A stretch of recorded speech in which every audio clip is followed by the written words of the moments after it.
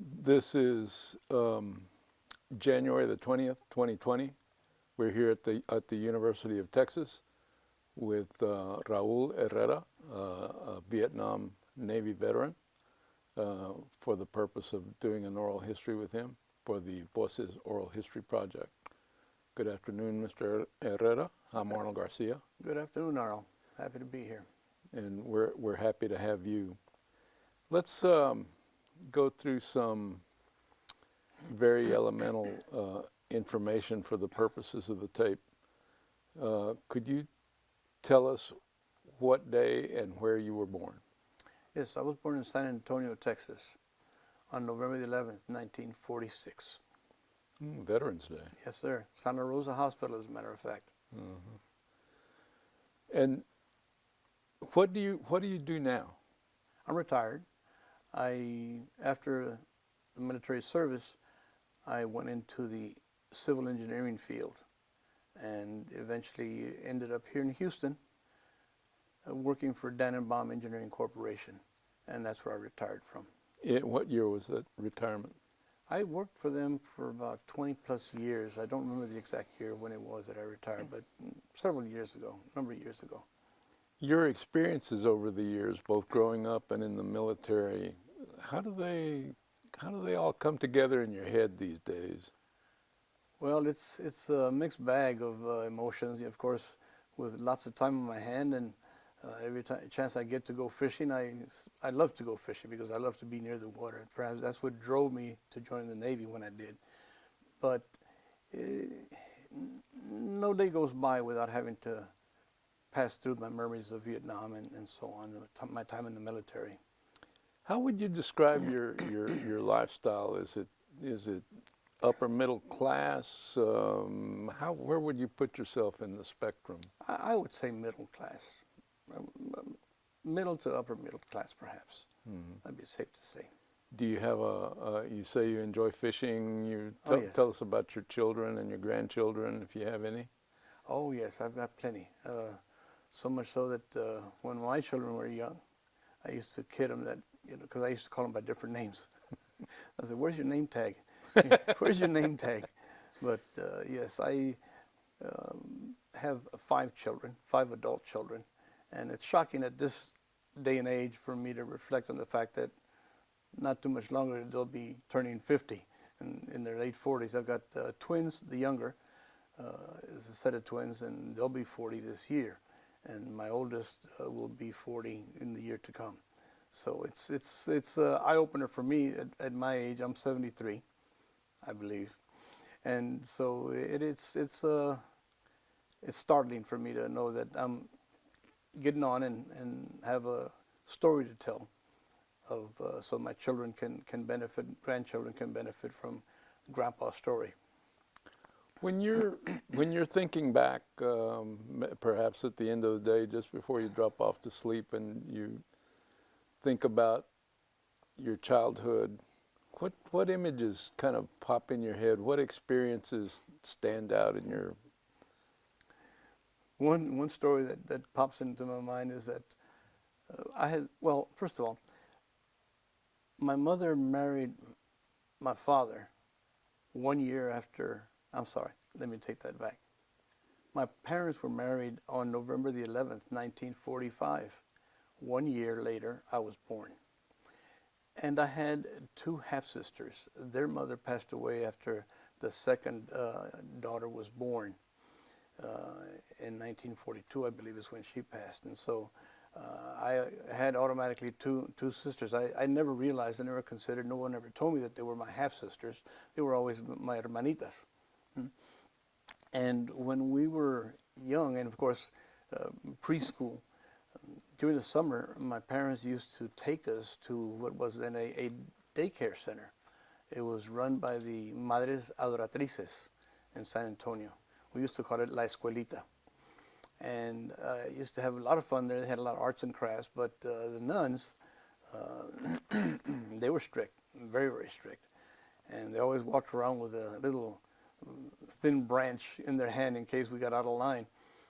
And the story that comes to mind that makes me laugh often is that again, I was perhaps kindergarten age. I don't recall exactly, but I had my older sister, Marta Herrera, and my second sister was Regina. My older sister, both my sisters, I used to call them Manita, and they used to call me Manito. I remember once my older sister, I used to call her my little mama. I yelled for her, Manita, Manita, come get me, Manita, screaming, screaming. She finally heard me, and she discovered me in a broom closet. And to this day, I don't know what I may have done or been accused of doing, but the lovely sisters put me in a man's white shirt backwards and tied the front of the shirt in my back and basically tied my arms behind my back with the sleeves. Like a straitjacket. Exactly.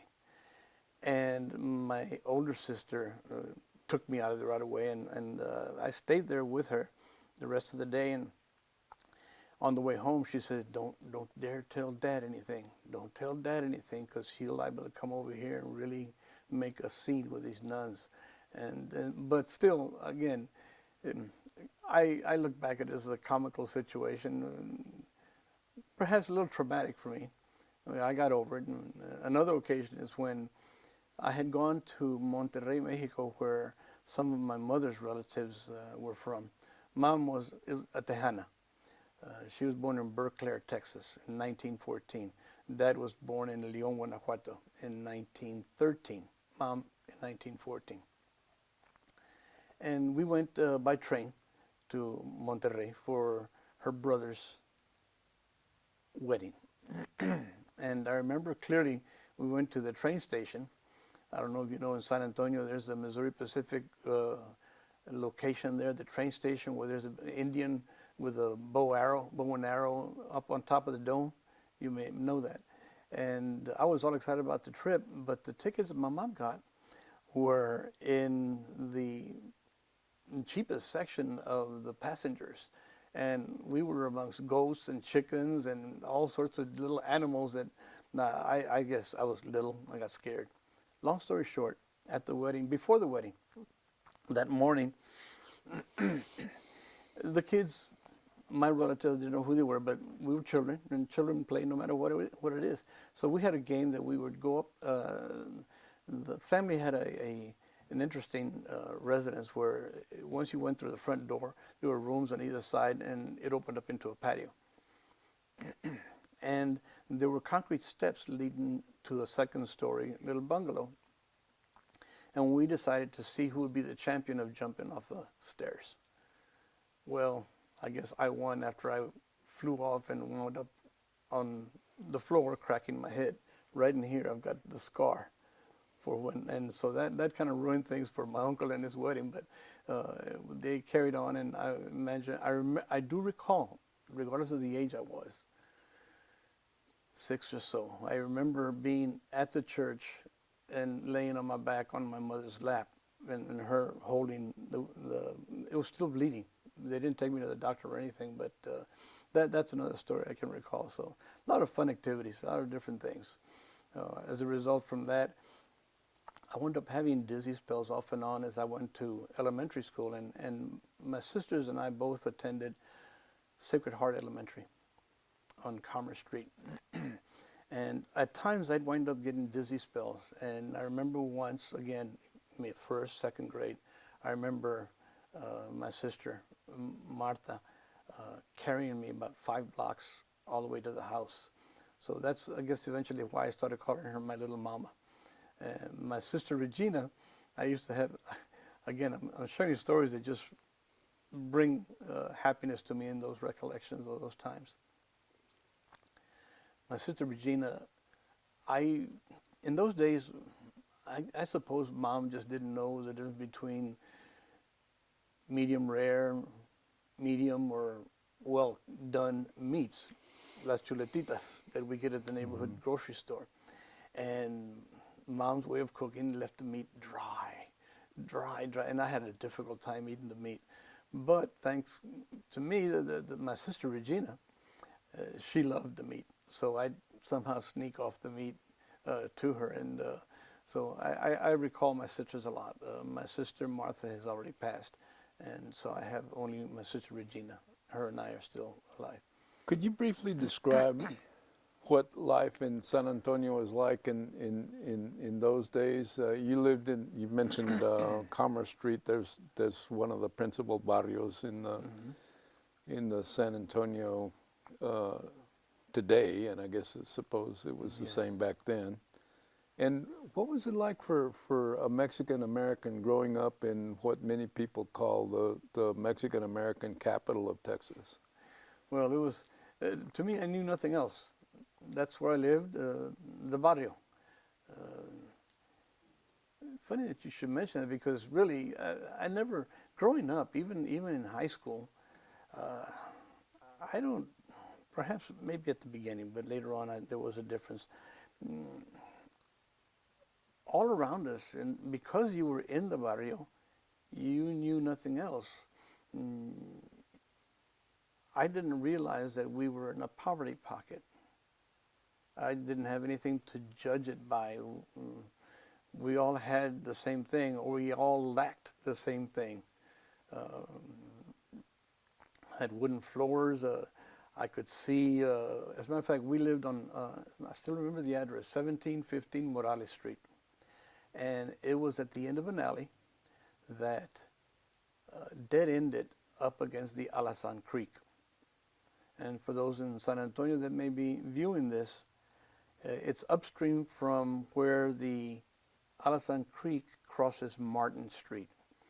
Or another way to put it is what used to be Max Martinez Funeral Home. And just upstream from that location where we lived, there was another creek. I think it was a Martinez Creek that joined with the Alazan Creek. I remember once, before it was, the creek was widened. I remember on a stormy day, flooded area, I remember sitting from my vantage point at the edge of the bank, looking towards the creek. I saw a young man on a log floating downstream rapidly. And I didn't realize that was extremely dangerous, but I remember that scene a lot. But it was interesting. Once, of course, the floodwaters went out, me and my buddies, we used to go down to the river to see what treasures we could find. And that was our playground. The creek bottom was our playground. And that was a lot of fun. We used to go and collect old tires that floated along the floodwaters, and we'd bring them up to my house, and we'd take a soap bucket and clean them all up. And that was what we did. We ran tires up and down the streets. Our hands would wind up just black with dirt at the end of the day. We had fun in those tires. I recall getting into a tire and inside the vacant area of the tire, and then get pushed down the bank of the creek. And I mean, we did so many things that we just, we entertained ourselves. We had loads and loads of fun. And so at one time I recall my parents had given me a bicycle. I had asked for that, and I received it. But I was so saddened that when we had to go down to the neighborhood grocery store, Pettis Street Groceries, I'd take my bike. I was happy to ride it and go get some groceries from Mom, Carnita, or whatever it was that she needed. One time they stole my bike. And so that was very heartbreaking. But it was a nice neighborhood and full of fun things to do, climb trees and do those things. I didn't have any problems with bullies in the neighborhood at that time. There weren't any gangs per se in our immediate neighborhood.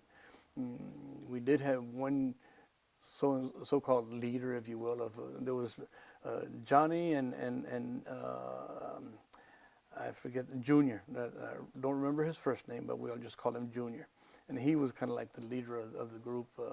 Once early on, I got to say this, my mother, and growing up with two sisters, older sisters, I was very coddled and overprotected. And as such, I developed a dove character, more or less. I didn't like conflict. I didn't like fights. And Junior pushed me into a boxing fight with one of his buddies from his elementary school. I believe he went to Crockett Elementary. I didn't want to do it. One, I was scared, and two, the other kid was bigger than me, just a little bit, but bigger. And I didn't want to do it, so I was very intimidated by it. And for whatever reason, I wound up with a lucky punch and I knocked the kid down. And the fight was over. And it surprised the heck out of me. So we did a lot of things like that, a lot of interesting things. What did your father do? Did your mother work? Okay, Dad, he was a painter. He worked for a painting contractor. They painted schoolhouses, schools, elementary schools, junior high schools. And they also did business painting jobs as well. He had a history in that in his ability to use what they call a Dutch brush. I believe that's called like a 6-inch brush, and he used to use a Dutch brush to actually paint trim, which is left for a smaller brush. But he could use a Dutch brush and do the trim work with a big paintbrush. He was good. Very skillful. Very, very skillful. No. Mom, as a matter of fact, no, she mostly stayed home taking care of us, making sure that everything that we needed was at hand for us, and cooking, laundry, and keeping the house as clean as possible. Did you ever experience discrimination, or would you have known what it was?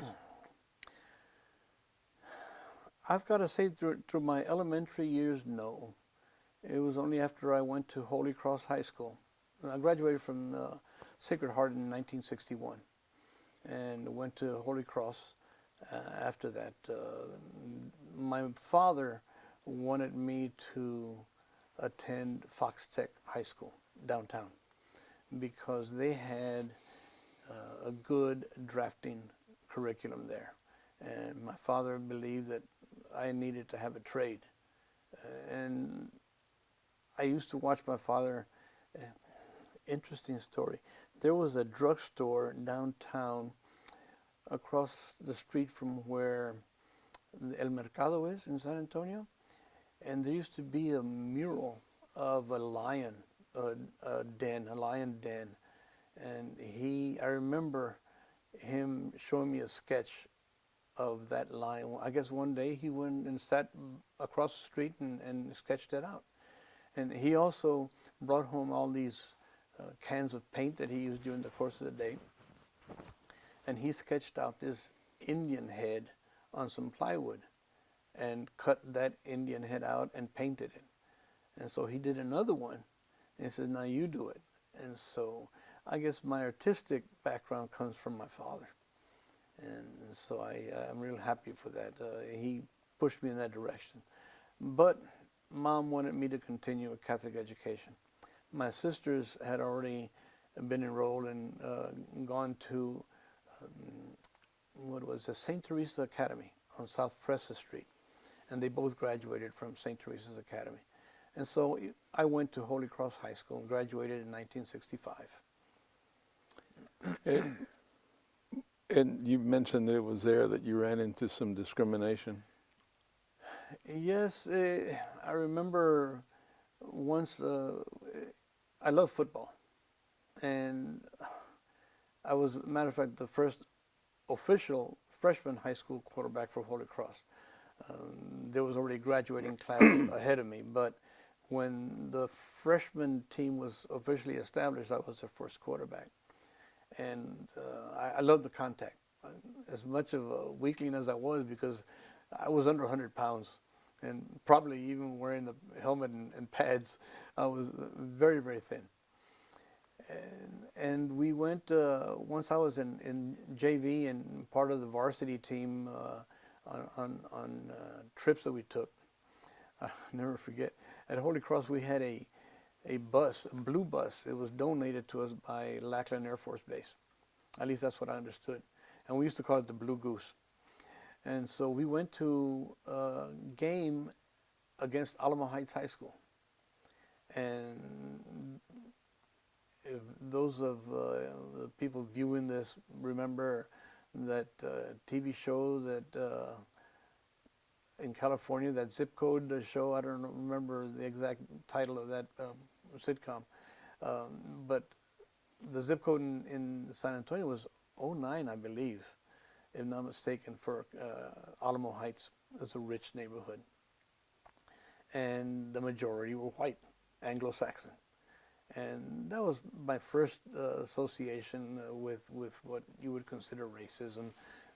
Some of the students, as we came into the stadium, would say racist slurs and wetbacks or this and that, or getting off the bus as well. And I found it rather striking that they would call us things like that. That's the first time I had ever been associated with it. Later on, after I came back from Vietnam, and I was working on a survey team down off of where Earl Labels used to be. I believe that's Hildebrand, to the east of Broadway. We were surveying a property, and some young students drove by with their windows rolled down and called us wetbacks and told us to go back to Mexico or whatever. And so I found that after fighting in Vietnam, I'd be faced with racial slurs like that. But nothing physical, nothing in that order. But that's where we lived. I was proud of it. And as a matter of fact, another story that I reflect on in terms of racism and our ethnicity. Again, like I said, in high school, I felt comfortable calling myself Mexican. I knew I wasn't a Mexican per se, of nationality, of heritage, yes. I knew we were all American, U.S. citizens, proud of it as well. But we felt comfortable calling ourselves Mexicans. And Chicanos at that time. In the 60s, we were Chicanos. And it wasn't until during high school, in my junior, senior year, I had to go before the selection service. When you turn 18, I believe you had to go register to the selective service. And they put us in a big room, and there was in those 60s, African Americans were referred to as Negro. There was this Negro sergeant wearing, he was rather stout, wearing one of those DI hats, those Smokey the Bear hats, and chomping on a cigar. And he told us if there was any questions on the forms that we had to fill out to raise our hand. So we all got our forms, and I started looking it over, and not long into starting to fill my name, date of birth, etc., I raised my hand. And the man came over and towered over me as I sat there at my area, and he says, what's your question, son? And I said, sir, I don't see a box to check for Mexican. And he just took off his hat and scratched the top of his bald head, and he said, just check Caucasian, boy. And I wanted to raise my hand again because I said,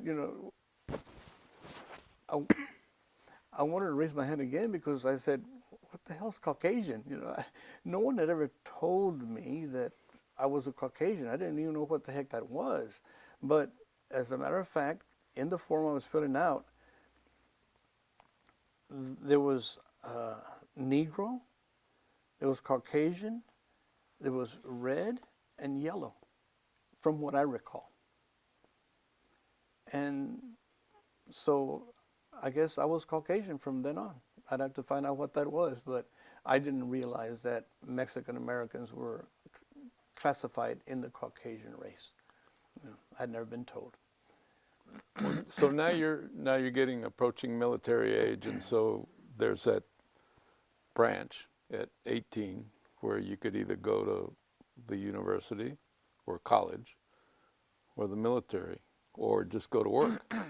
So what What motivated you to join the military? Well, again, my sisters, they went to St. Teresa's Academy, which required tuition. And I recall hearing Mom and Dad on occasion discussing the lack of money, and I know that perhaps at times money was a problem for tuition. They were in arrears with my sister's tuition. At Holy Cross, I worked my way through Holy Cross in the tuition. We could work after school, cleaning chalkboards, buffing the floors. On the weekends, Saturday, I'd go to school and work in the yard, whatever it took to work off my tuition at Holy Cross. But after the visit to the Selective Service, I knew that it was coming time to, matter of fact, after I graduated, I was lucky to get a job with the San Antonio Neighborhood Youth Organization, SANYO. It was a program for areas, the barrio areas in San Antonio that needed some economic assistance. And so the teenagers were able to secure work through this organization. And they had different community centers set up where the teenagers would act as monitors taking care of younger children. It was like an activity center, basically. So one day I started thinking about what was going to happen at the end of summer. I knew that my parents couldn't afford to send me to college, not even to San Antonio College, which was much cheaper than University of Texas or A&M. I had always wanted to go A&M because I loved the Aggie War Hymn. I wanted to go to that university, but I knew my parents couldn't afford it. So I don't know if someone suggested or whether I fell to the commercial ads and posters throughout town that showed Uncle Sam pointing his finger, I need you. And as a matter of fact, I thought, no, Senor Sam, I need you. So this is my way out. So I started going, at that time, I believe the selectives, the offices for all the branches, recruit offices for all the branches of service were at the post office right across the street from the Alamo in downtown San Antonio. And I went knocking on each of their doors and asking what is it that they could offer me for volunteering. In looking back at that time, I hadn't paid attention to what was already going on in Vietnam. If I happened to hear of news of death counts or the battle going on in Vietnam, it really didn't register with me. I didn't know that if I volunteered for the service, I'd wind up going to a battle zone. It never registered. It wasn't a factor in deciding to check out the military. Let me interrupt you just Yes, 1 second, just for purposes of clarification. What year was this? 1965. 1965, the summer of 65. So given that, I started doing research in person and asking, and the Navy seemed to have the best offer. They had what was called Draftsman A School, which is Draftsman Class A School. I said, that's up my alley, because in high school, I had a drafting course. As a matter of fact, in my senior year, I won the drafting competition for that year. I drew a elevation and a plan view of a lakeside resort, and I knew that I wanted to pursue. I thought at that time I wanted to be an architect with my draft, because basically the drafting class was geared to architecture. And so with that in mind, I searched, and the Navy had the best to offer, their drafting school. I said, sign me up. Didn't ask for how long or what, and they said, okay, a 4-year stint. So I signed on the dotted line, went home and told my parents. I hadn't told them I was searching for the military.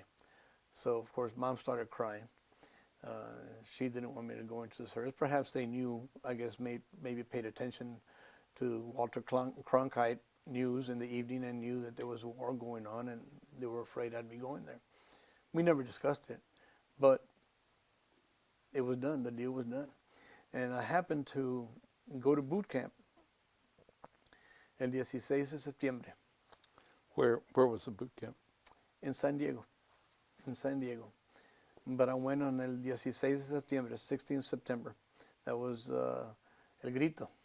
I remember it clearly.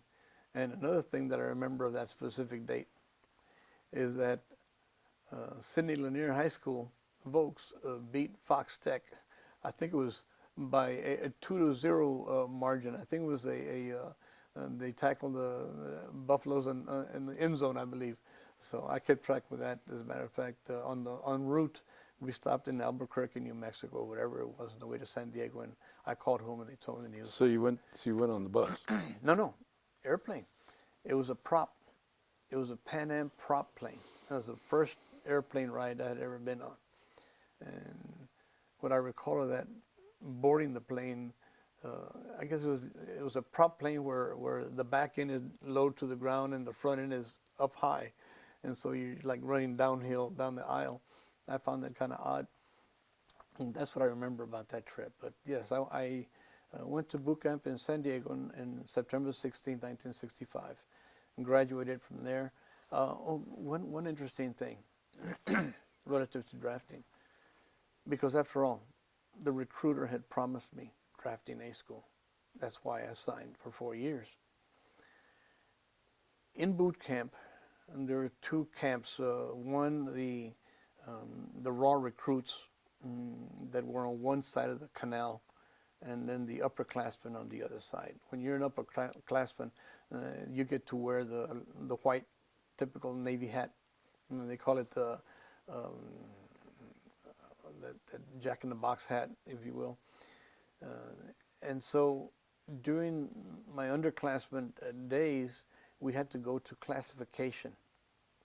And it was in classification where they put you in a big auditorium,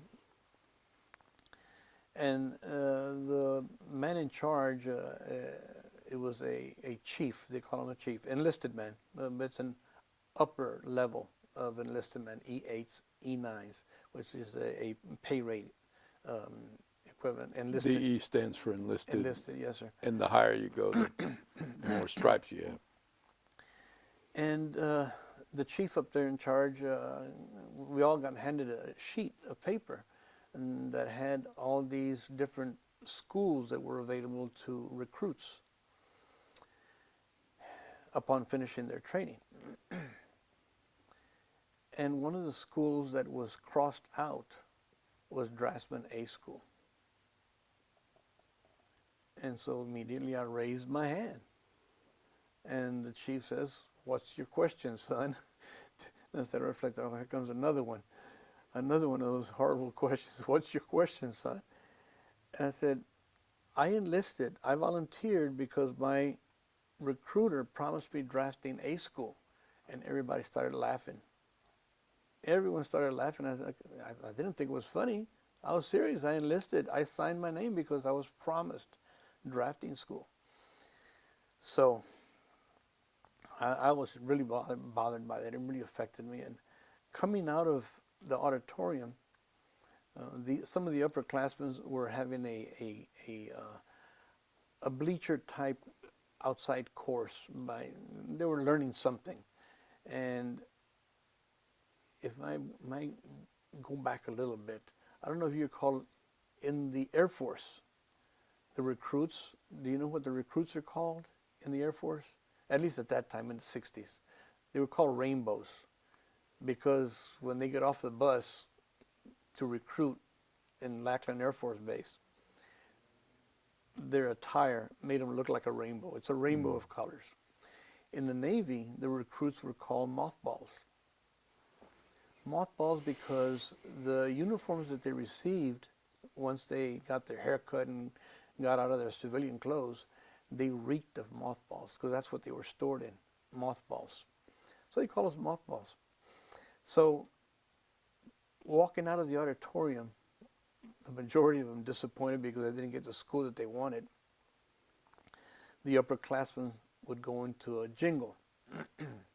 And I'll take the liberty of using a little colorful wording here, but it is what it was. This is what I remember, and this is what was sung. They had a little jingle that went, "Mothball, mothball, don't feel blue. Our recruiter screwed us too."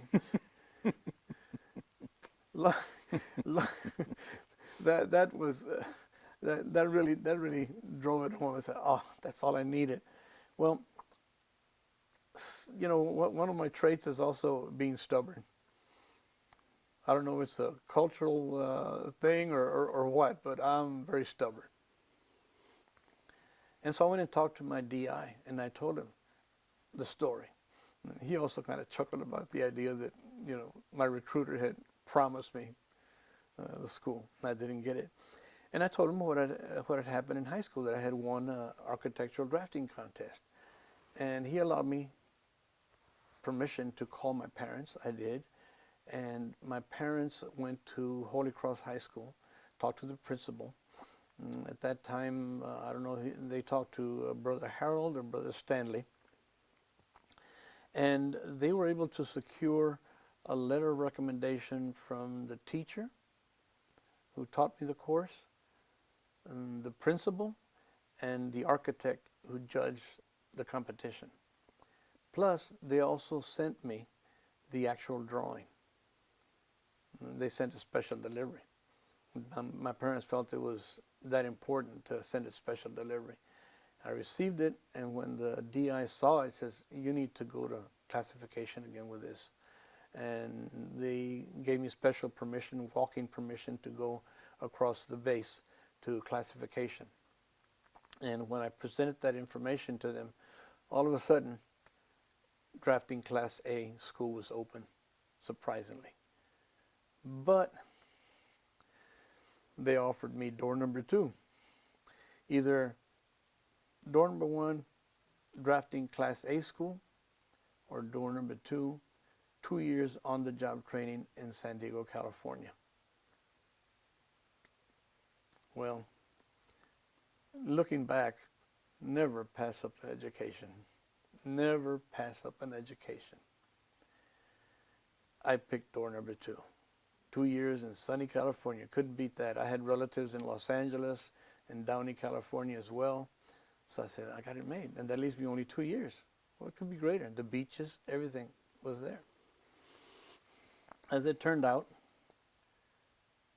that 2 years wound up to a little bit over a year.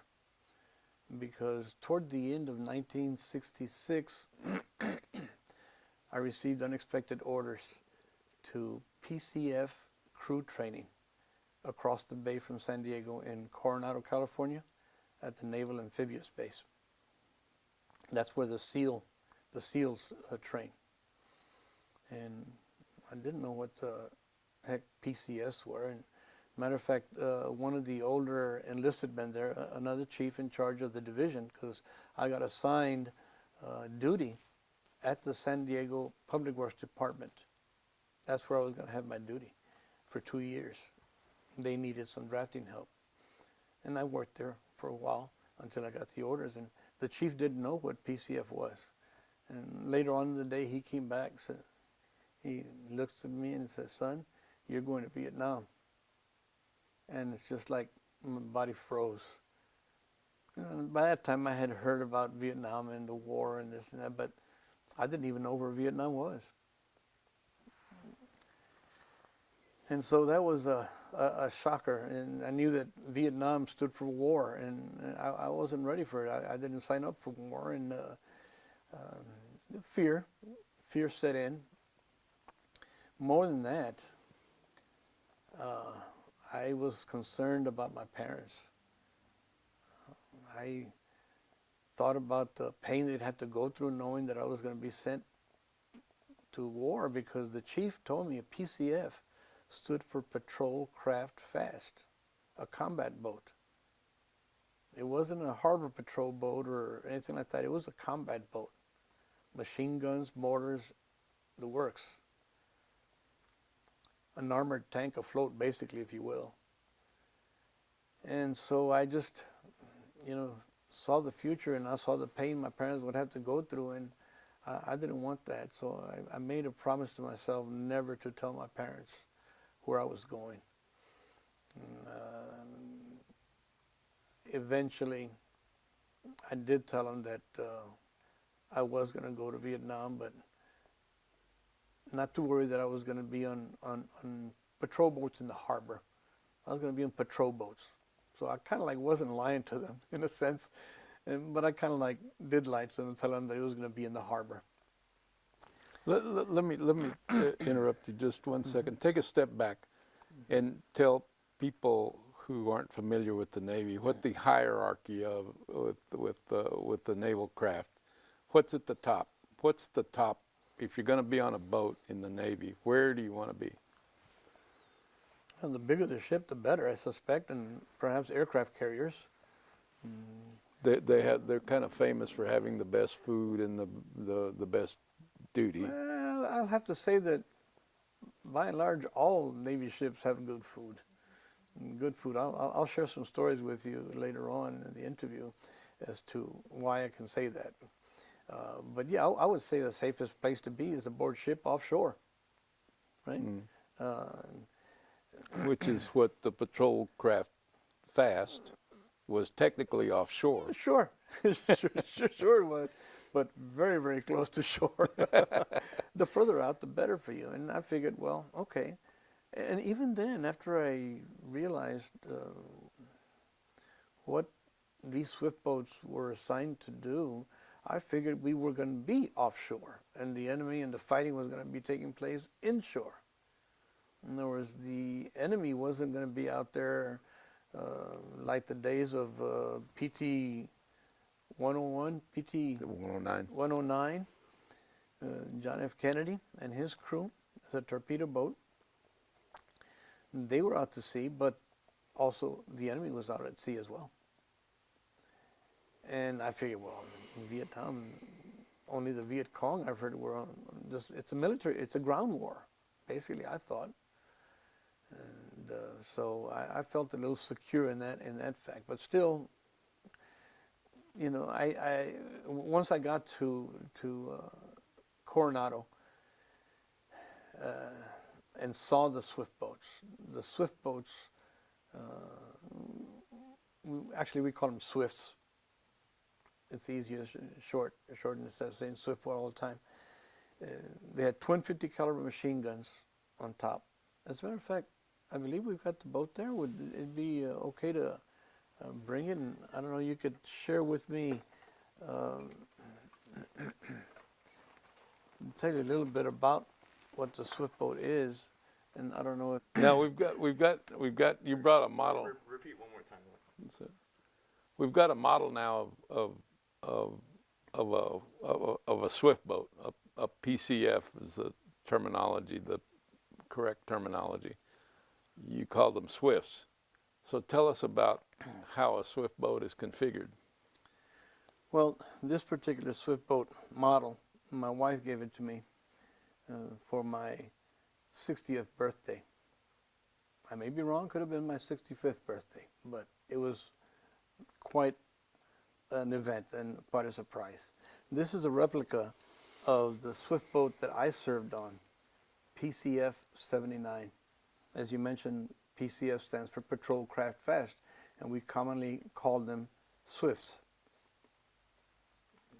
Let's just keep the...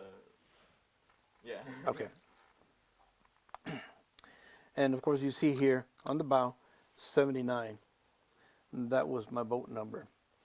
And what's missing here, first of all, the swift boat is 50 feet in length. 50 feet in length from bow to stern. And how these boats came along was that, if I may digress a little bit, why is it that we had swift boats in Vietnam? Well, it turns out that in the early I guess 64, 65 time period, the Navy was already in Vietnam with an advisory group. We were helping the South Vietnamese Navy, if you could call it that. And they had what they called wooden junk boats, junks. And they sort of patrolled the rivers and canals because they knew that the Viet Cong were transporting supplies along the canals and rivers and along the shore. So they created a junk force, if you will. But they weren't very effective. And there was amongst the hierarchy, South Vietnamese military and the admirals in the Pacific Fleet, there was word that perhaps the enemy was being supplied by the sea through larger vessels. And so there was a meeting that was organized and to study the possibility of that being the fact. And they concluded that no, in reality, even the Navy, U.S. Navy, concluded that they were almost certain that all supplies for the enemy were coming through the inland routes and not through the sea. Up until the so-called Vengro Incident on February the 16th, 1965, and there was a young Army lieutenant helicopter pilot flying a rescue mission. They were taking a young Army officer from the field. It wasn't an urgent emergency airlift, but they were taking him to a hospital in Nha Trang, in the central coastline of Vietnam, South Vietnam. And as his aircraft, his helicopter, flew over Vengro Bay as he made a turn towards Nha Trang off the coast, he and his co-pilot happened to see what looked like a floating island. And trees, shrubs, and whatnot as a speck, but it looked like it was floating. And they went back around, went a little bit lower, and as they approached the contact thing there, they started getting enemy fire from behind the trees. And they discovered a trawler, a steel hull trawler, over 100 feet in length. And they were getting enemy fire from all positions on that ship. And they went up, came back down again, and confirmed it for sure. They reported to Saigon what they had discovered. And it was as a result of that discovery that the Navy had the answer as to where the enemy arms were coming from, through the sea. So that put a push into getting a surveillance effort, a coastal surveillance effort started along the 1,200-mile coastline of Vietnam, from the DMZ to the north, all the way south to the Delta area and around towards the Cambodia border. The U.S. Navy needed a close-to-shore vessel. The closest thing they could come to was the Coast Guard. They had WPBs. That was the designation for Coast Guard cutters. They were referred to as WPBs. And there's stories about what the W stands for. But the PB certainly is patrol boat. But the W is still up in the air too. There's a lot of historians debate on what does the W mean. Nonetheless, WPBs were put into action immediately, almost immediately. And they established two bases, one in An Toi in the very south of Vietnam, on Phu Quoc Island, and the other in Da Nang, the largest base in South Vietnam, and south of the DMZ. Soon after that, the search was on for another vessel, U.S. Navy vessel, closer to shore.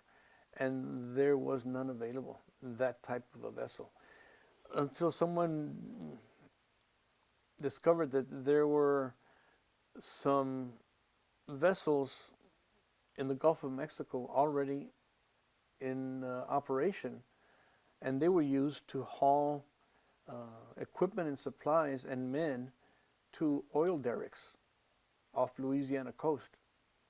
And so they found them, and all it had was this portion here, this pilot house, and an open bed all the way to the back, because they had to take, again, equipment and so on. So they used that and refurbished it and built what is now known as a swift boat. And like I said, it's 50 foot long, a pilot house here. This is referred to as a gun tub, where we had twin 50 caliber machine guns, and we had a radar mast here, our radio antennas, and this here is a cabin in which our electronic gear was stored, our radio. The radar was inside the pilot house on this side. Further aft was an 81 millimeter mortar with a piggyback style 50 caliber machine gun. Here we had a ammo box where we kept all the mortars. They were kept in here. And the swift boat was powered by twin diesel V12 diesel engines, and this thing could really run 25, 28 knots. Which would be translate to what in miles per hour? You would ask. Fast. So fast that on my boat officer's last patrol, he went back to port on water skis. Wow. So it get up there. It get up there. And so this is basically what and our duty on swift boats, when I was in class, in swift boat class in Coronado, we learned our mission was to become part of what was called Operation Market Time. And it was Task Force 115. And our mission was to patrol the 1,200-mile coastline of South Vietnam and prevent enemy infiltration, primarily steel hull trawlers. That was our real goal, is to bring down an enemy steel hull vessel. And there had already been a number of trawlers. Prior to that Vengro Incident, there had already been a good quantity of trawlers, mostly coming in the southern tip of Vietnam. As I did my research for the book that I'm writing, I discovered there was a report done, a thesis, I believe, by someone, in which it reports through their research the number of enemy ships that had landed without being discovered up until the Vengro Incident. And so our duty was to stop primarily close to shore. From shoreline to about 3 miles out was our patrol limit. Beyond the 3 mile limit were the Coast Guard cutters, the WPBs. Beyond that range were the destroyers and the MSOs, which were the minesweepers. They patrolled that outer barrier. Added to that, let's say 12 to 15 mile total range barrier that we had. We also had the SP-2H aircraft, Navy aircraft, that had aerial surveillance. And primarily, their use was in detecting submarines from above. But in this case, they were detecting steel hull trawlers, steel hull vessels. And that's basically what we trained for. And part of our training at Coronado involved SERE, S-E-R-E, Survival, Evasion, Resistance, and Escape. S-E-R-E. And we trained, again, we're going to Vietnam, a tropical climate, but our training happened in Whidbey Island, Washington, in February. I'll never forget that. That was traumatic for me. It was traumatic. They really did an excellent job, and in getting us to question our survival. And this was just training. Basically, the SEER training that we received, we went for a week without eating. No food. Sunday was the last meal we had. And once we started training, we had classes on what type of vegetation was out there. Because we could have fallen off the ship and had to swim to shore and find safety somehow. So we had to learn survival skills. And eventually, towards the end of the week, we had to run. The final course that we had was the Evasion Course, where we had to go from point A to point B through a wooded area, escaping the enemy. And I felt, heck, I can, I was a good runner. I was in track in high school. So I said, I can get to that point B quite quickly and safely. And no sooner did I started my time to run, that I started hearing machine gun fire. I mean, rifle fire. And it's very real. I mean, the sound was very, very real. And by the time Friday came along, no food, it's easy to become delirious and start thinking things and hallucinating things. And of course, fear is the first thing that strikes. Well, I started really running fast. And up ahead was a log, and I jumped over it as I continued running, like a hurdle, basically. And no sooner that I was going over that log, that I hear a loud explosion right next to me, and a cloud of smoke rising up above me as I lay on the ground. And I touched myself. I felt what's going on here. I didn't feel like I had been wounded. As it turns out. Can we just replay that part just a little bit so we can kind of ask that? And let's go ahead and send the figure as well. Okay. I'm going to get him a purple heart. He's missing his head.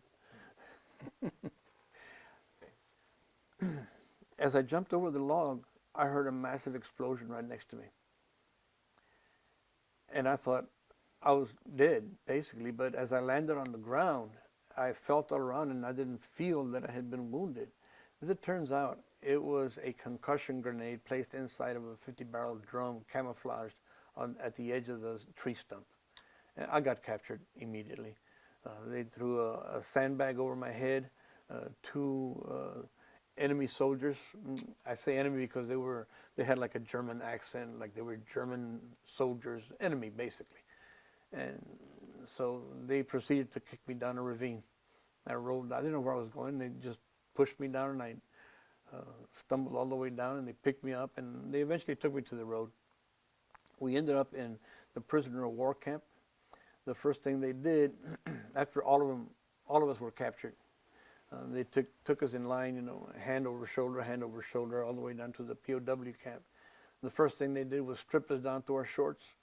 And remember, it's February, so it was near freezing in Whidbey Island, Washington. So they stripped us to see if we had any contraband on us.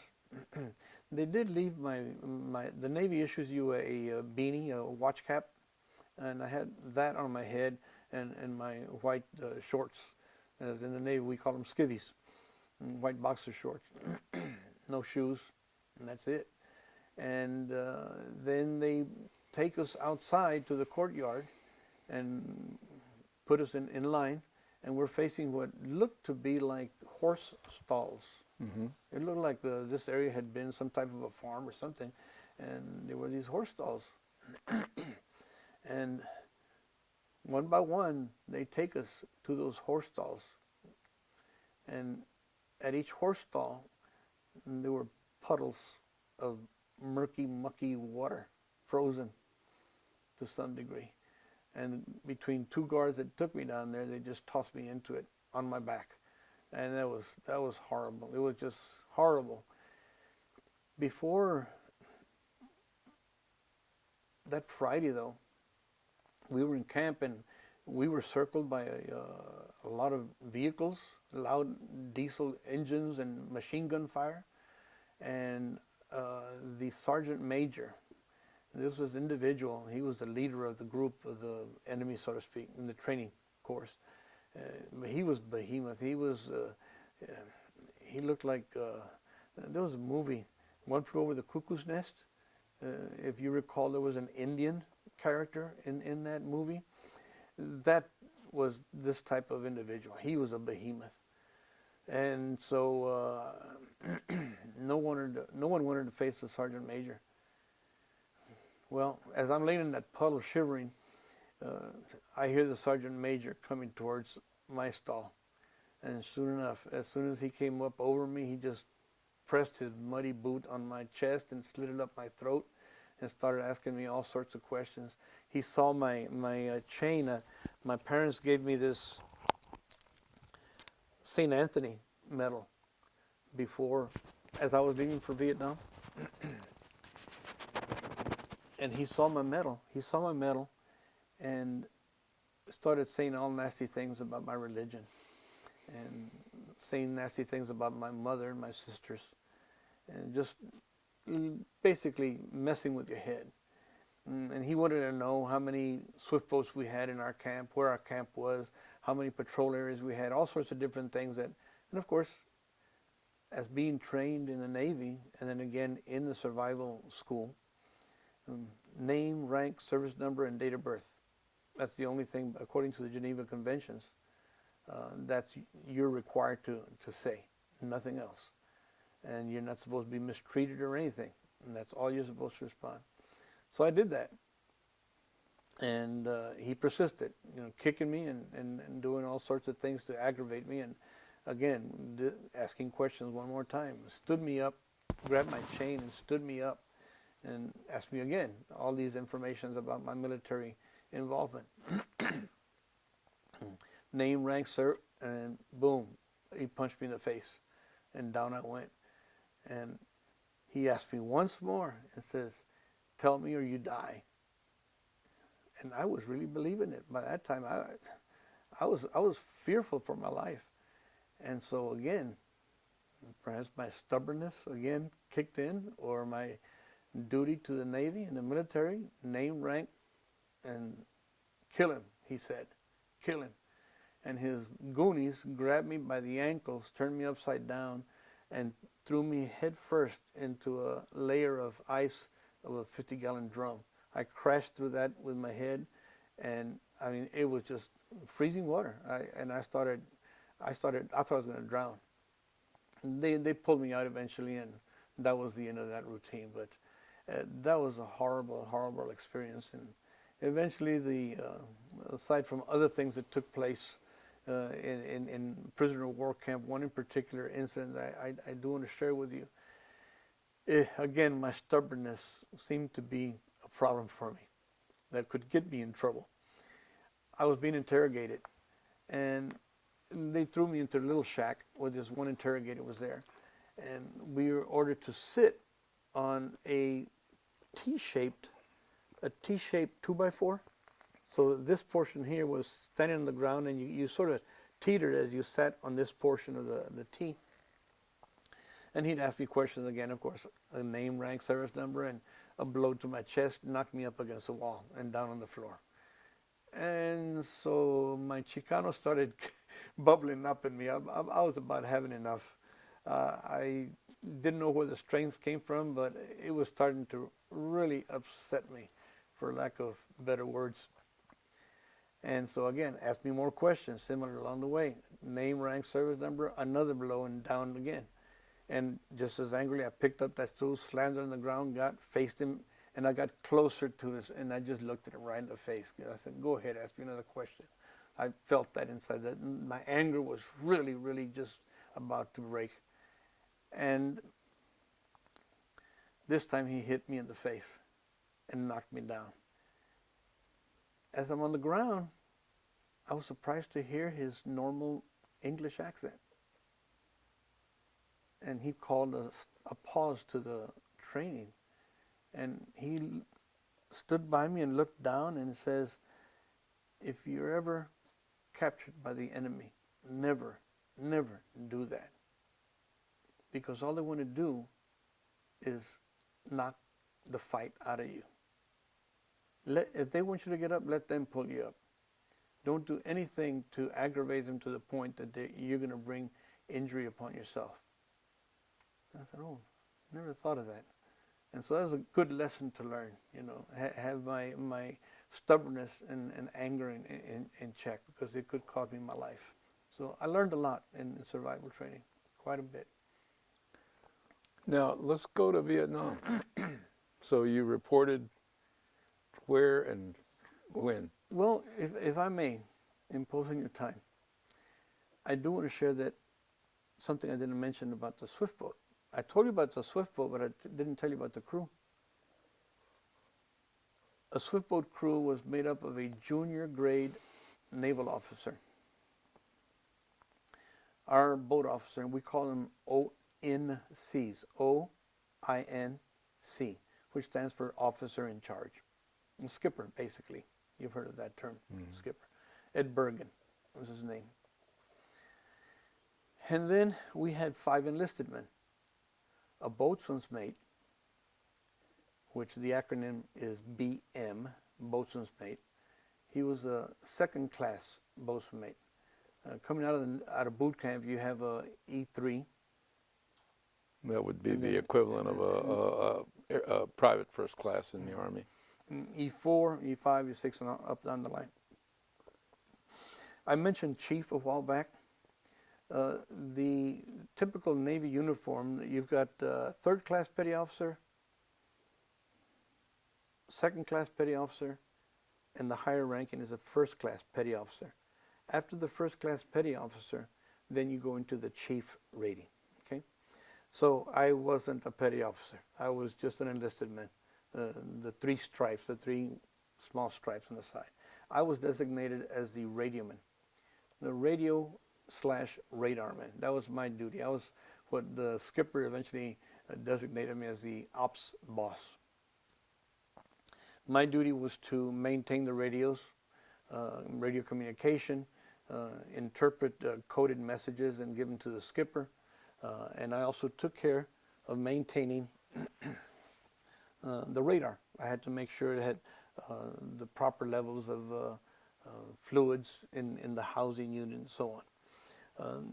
We also had, again, the boatswain mate was the lead petty officer, and that was Bobby Don Carver, boatswain mate second class. Then we had a second class engineman, and his labeling was EN for engineman, and he was a second class. Followed by him was the gunner. And it happened that our gunner, oh, by the way, the engineman was Ronald Reinhardt. And the gunner was a third class torpedo man. Well, such as in my case, I was a designated striker, draftsman.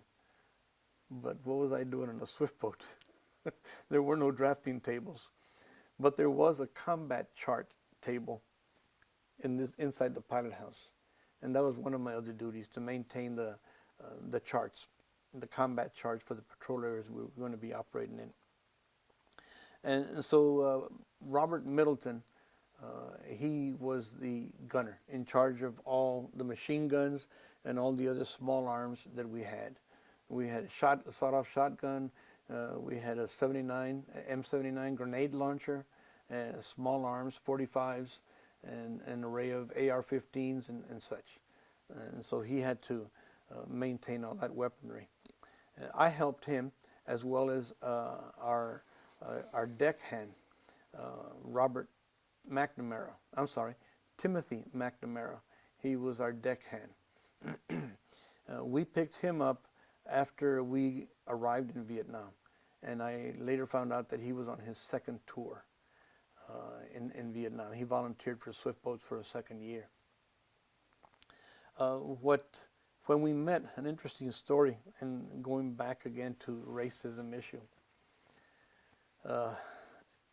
When we met for the first time, everyone except for the deckhand, Timothy McNamara,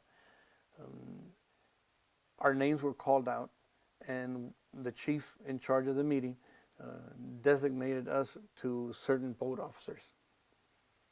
And so when they called my name, Seaman Herrera, and I raised my hand, and it says, Officer Bergen. And Mr. Bergen raised his hand, and I went directed toward him. As I arrived, the boat's mate, Bobby Don Carver, he was already there. And Bobby Don was a unique individual from Leesville, Louisiana. He was a stout individual. He had reddish blonde hair, and he was a gung-ho boatswain mate, typical Navy. The tattoos, the naked lady on his bicep, the chain tattoo, birds above his chest here, his second son's name tattoo. He was very, very old school Navy, very salty, if you will. I step up to him, I salute the boat officer, and he turns around and says, this is Boats. That was his nickname, Boats. And I went to shake his hand, and he just stood there, and I remember his hat was tilted over his right eyebrow, and he was standing there. Like I say, he was very stout. You would say he had a fair amount of beer belly under him.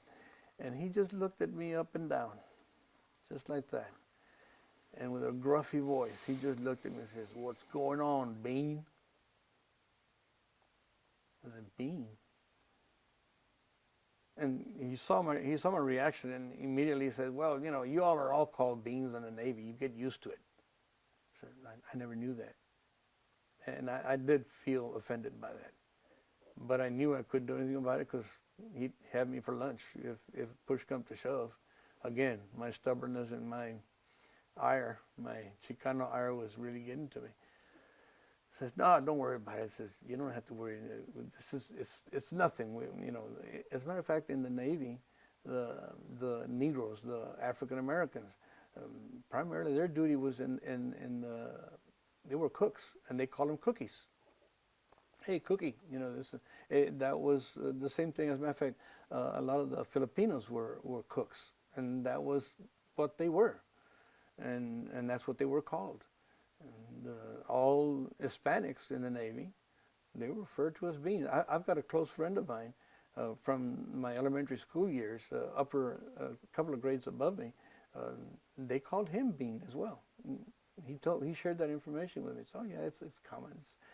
And if I may have you remind me to tell you about why, to me, Bean is very endearing. Oddly enough, I'd like to share that story with you a little bit down the road. So that's the story behind our crew. And then your question following that, before I interjected the crew. Oh, they only said, so you get to Vietnam, you get assigned the crew. You got to where I was going. Mm-hmm. So how did you get to be? How were you selected to be the cook? Well, the boat officer just it wasn't anything official, and part of my duty was to collect stores. And that's what we referred to as groceries, stores, and I was designated to collect stores before each patrol. I would go to the commissary and actually go to where the mess hall was and collect whatever we could for a 24-hour patrol. Because once in Vietnam, we patrolled for 24 hours. We left in the morning, staggered departure times. In my area in Chu Lai, we had, and this was the radio call sign. And they were all same drink. That was all a prefix, the call sign for each patrol unit. It was same drink, Charlie, Delta, Delta November, and Echo. So we had 4 patrol areas out of the Chu Lai area, which is located south of Da Nang. That was our area. So I'd go to the mess hall and collect whatever I wanted to get, where I wanted to cook. Most of the time it was sandwiches, bologna sandwiches, pick up cans of soda pop, potato chips, and oranges, bananas, whatever it was that we could cook. And on occasion,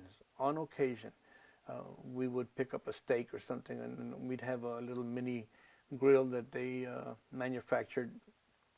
The engineman was good at doing that. In the Navy, we have something called midnight acquisition runs. Otherwise, I believe another term, an official term, is called COMSHA. You've heard of that term, COMSHA, where you go and either you barter for something or you borrow it without anybody knowing it. So in our case, it was a midnight acquisition run, and we got a little barbecue pit, and we cook up some steaks. On occasion, I'd cook up certain. As a matter of fact, on one occasion, I've got a photograph where I am with boatswain Carver inside the pilot house, and you'll see off to my side an array of old El Paso Mexican food cans, refried beans, arroz, and things of that nature, and tortillas. Well, my favorite, mom, she used to cook, like, for example, on Fridays. Back then, in the 60s, we weren't allowed to eat meat on Fridays in Catholic faith. And I recall she'd make enchiladas. Friday was enchilada night. Or my dad would pick up Fred's fish fry baskets. But when she'd make enchiladas, Mom, she would make what we called papas coloradas. I don't know if you recall that in your growing up time. And basically it'd be diced potatoes, which for breakfast you call papitas, fried papitas with salt, pepper, a touch of garlic, and the like. Well, these papas coloradas were, I believe she used to boil them and then wait till they cooled and then dice them up. And then she'd add some Gebhardt's chili powder. And that was one of the ingredients that I would ask for. I would write to my mother, and eventually I'd receive a care package which included a lot of different things, like the Gebhardt's chili, or I asked her once to send me empty bags, plastic bags of buttercrust bread, because when I went to the bakery portion of the mess hall to pick up stores, they'd wrap up in paper loaves of bread, sliced. And that would be very cumbersome to take and keep in that bag and it dry out. So my mother would send me empty bags of buttercrust bread, and that's where I would store my bread for the patrol area. And so I had a good time cooking up some food for them. I also had, on occasion, of course, you've heard of the term birds of a feather flock together. Well, where else in Vietnam? You got to look for your Chicano buddies wherever you can. Hey, I'm from Los Angeles, or I'm from here, or I'm from Albuquerque, or I'm from El Valle in Texas. So you stick together, Of course, a lot of people think, okay, Vietnam War. You, by and large, whenever you see film footage from Vietnam, you're always seeing the battlefield. By and large, the war was fought in the countryside, out in the jungle. And so on the base, unless there was an invasion of enemy forces, you really didn't have an environment, a war environment on the base, except for when you were receiving incoming rounds, rocket attack, mortar attack. And so on occasions when we weren't on patrol, I'd plan for a Mexican party. And I'd have a lot of my Mexican friends from not only swift boats, very rare that I have Chicanos that were on swift boats. But we had a medic, and we had somebody, I remember Julio Castro from San Antonio. He was the disbursement clerk. He took care of all the money, the paycheck. And so he'd come, and some other guys from El Paso and Corpus and wherever, and I'd fix up a Mexican meal. I loved cooking el picadillo, which is potatoes with hamburger, and of course spices, salt, pepper, and always the Gebhardt's chili. powder. It's refried beans. I have a Super 8 movie of that occasion where the medic, he couldn't speak Spanish. He was from California, but he was very much Chicano.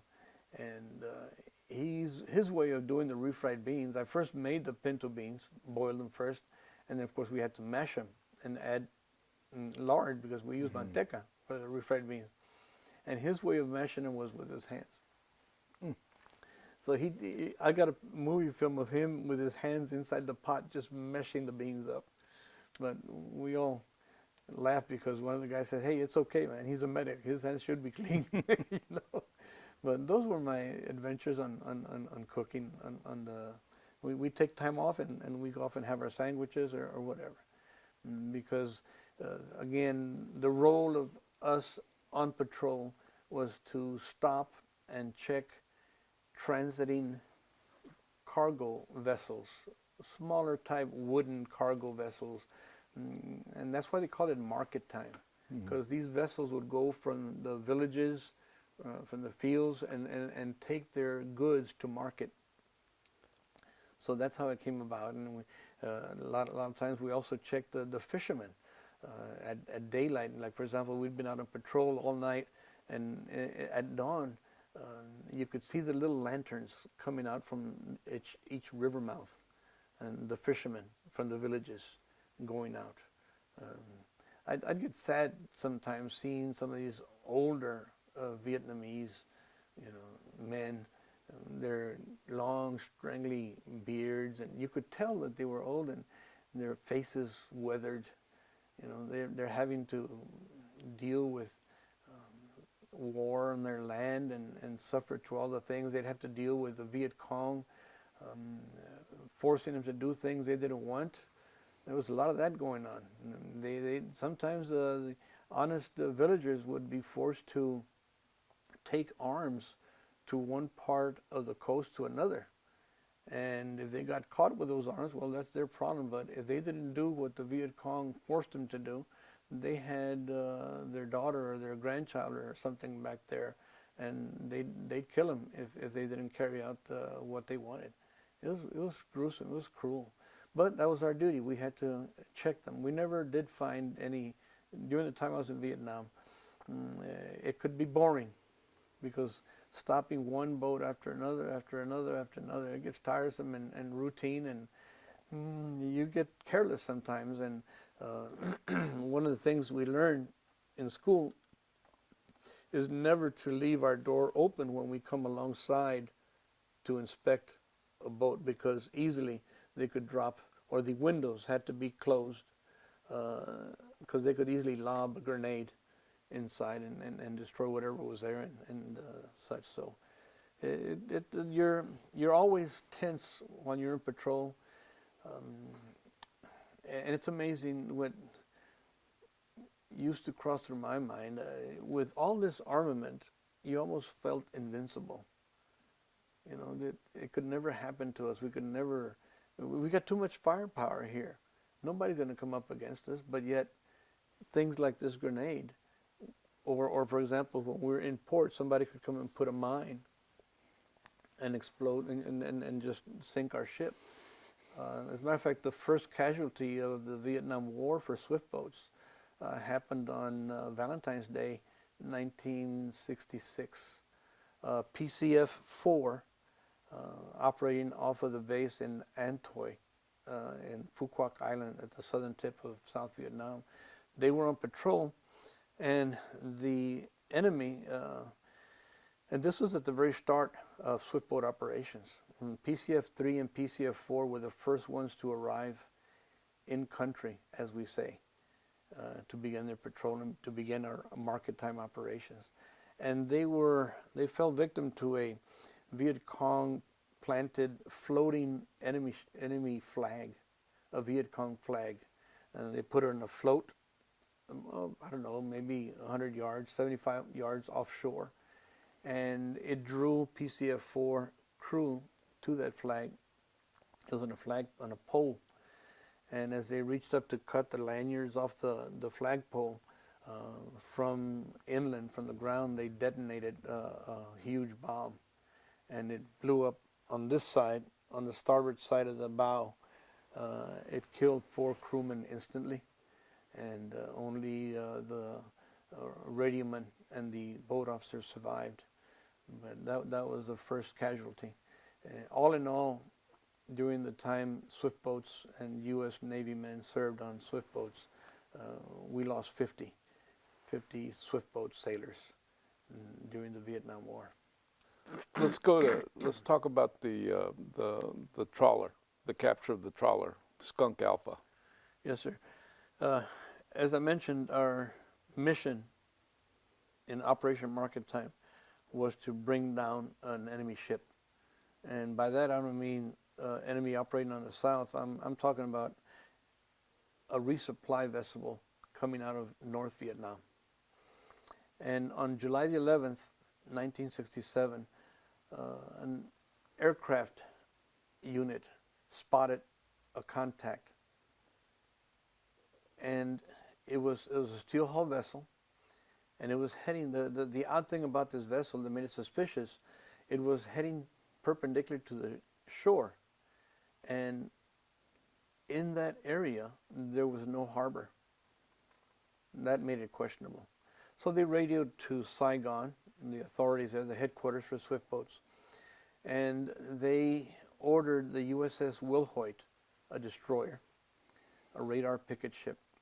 They ordered it to leave their patrol area and head out towards to where the coordinates were that this contact was spotted. This was late in the afternoon of July the 11th. And before the aircraft finished its investigation, their duty was to what they call it. They go into what they called rigging posture. They rigged their patrol. They made ready to go low to the surface of the water and inspect the vessel best they could. Different individuals on the aircraft had responsibilities, in particular to take photographs. So they did that rigging run, and they went back up above the clouds, and circled the trawler, and then made believe they were leaving. Well, of course, these aircraft, they could go way beyond the horizon and still have that contact on their radar. And so they did that. During the course of the evening, that aircraft still maintained contact and knew the coordinates of that vessel. When it knew it had been detected, the trawler skipper, I guess, made the decision to turn back around 180 degrees and went back out to sea. But it was always under surveillance. The destroyer made way towards that vessel, towards that contact, and they reached radar contact after midnight. And in the Navy, as you know, in the Air Force, an unidentified contact is called a bogey. And in the Navy, an unidentified surface contact is called a skunk. And the first one of the day, beginning at midnight, is called Alpha, then Bravo, Charlie, Delta, Echo, and so on down the line. Well, this particular trawler, identified as a 120-foot steel hull vessel, was codenamed Skunk Alpha. So the destroyer made at daybreak, approached the trawler. The trawler went dead in the water, and the destroyer circled it, taking photographs and taking details of the trawler. And there were crewmen aboard the trawler. There were what appeared to be crates above deck. They had fishing nets strewn all over the cargo, and as a matter of fact, they discovered later that they had what were fish carved out of wood stuck on the nets. And they flew no flag of country origin. They had no radar. Supposedly it was a fishing trawler. So that was, so that was the purpose of the wooden fish, is to give the illusion that they were fishermen. That they were fishermen. But odd again, no flag of origin, country origin. So the destroyer went back towards the coast, letting the crew think that they were, all right, we're going back. You're too far out to sea. I don't remember how far they were away from shore, and they were heading away from the shore to begin. So they figured out they just wanted to know who we were, and we made good our escape. Well, the USS Wilhoit, they went beyond the horizon where they couldn't be detected because they knew that the trawler didn't have radar. And of course they couldn't see beyond the horizon, so the radar mast of the destroyer was high enough that they could continue shadowing the contact. And so the destroyer circled back around and went back out to sea, staying always beyond the horizon from view of the trawler. The trawler ended up anchoring east of the Paracel Islands. On the July 12th and 13th, the commander in charge of the Northern Surveillance Group, he organized a tentative intercept plan because months prior to this time frame, there was a trawler that landed north of the area where the possible trawler in question, Skunk Alpha, would be landing. They speculated where it would be landing. So a trawler, I believe it was March of '67, where this one trawler had made landfall and it was captured. So he formulated a plan, and the plan involved having 4 Navy vessels, four seaborne vessels. It was the USS Wilhoit that was going to be following it all the way to shore if it decided to come back. There was a gunboat, a Navy gunboat called the USS Gallup. It was a patrol gunboat. I don't recall how long it was, but it was way bigger than ours. Big vessel. And then there was going to be a Coast Guard cutter. The Coast Guard cutter, the psychological warfare man in charge for the Navy of the Vietnam was broken up into 4 I Corps, 2 Corps, 3 Corps, and 4 Corps regions, military regions. This man, Victor Lieutenant Reiling, he suggested to the commander that we needed to have a speaker system put on the Coast Guard cutter so that in the middle of the night we could intercept them and we could surprise them with loudspeakers, a surrender message. And then as it crossed its territorial line of 12 miles, the decision to bring whatever swift boat patrol was in the area, once the trajectory was determined, and they would select the swift boat from that patrol area. Well, it turned out to be our boat, PCF 79. Our patrol area was the Batangan Peninsula, and at the middle of this peninsula was a river called the Saki River. So the commander of the Northern Surveillance Group boarded the Coast Guard cutter, transferred over to the gunboat, and eventually wound up getting out to the area to meet with the USS Wilhoit because the trawler had decided to make a run for the beach once again.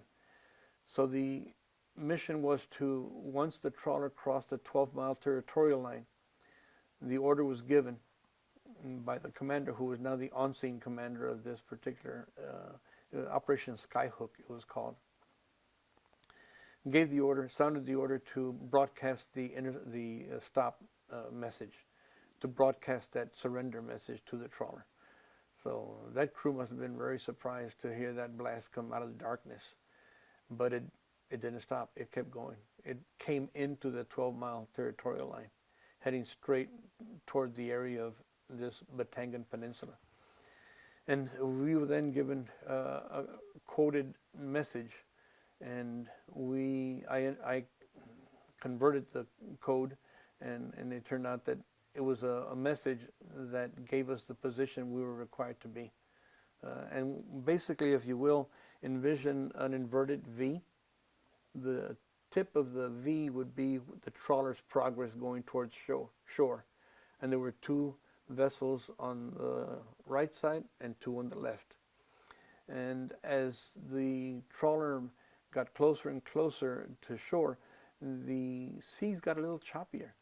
And the larger ships, the larger vessels, they lost radar contact, and so did we, as a matter of fact. It was easily seen on radar. I was stationed. I was inside the pilot house here, and I could see the formation of a V-shaped formation heading towards shore.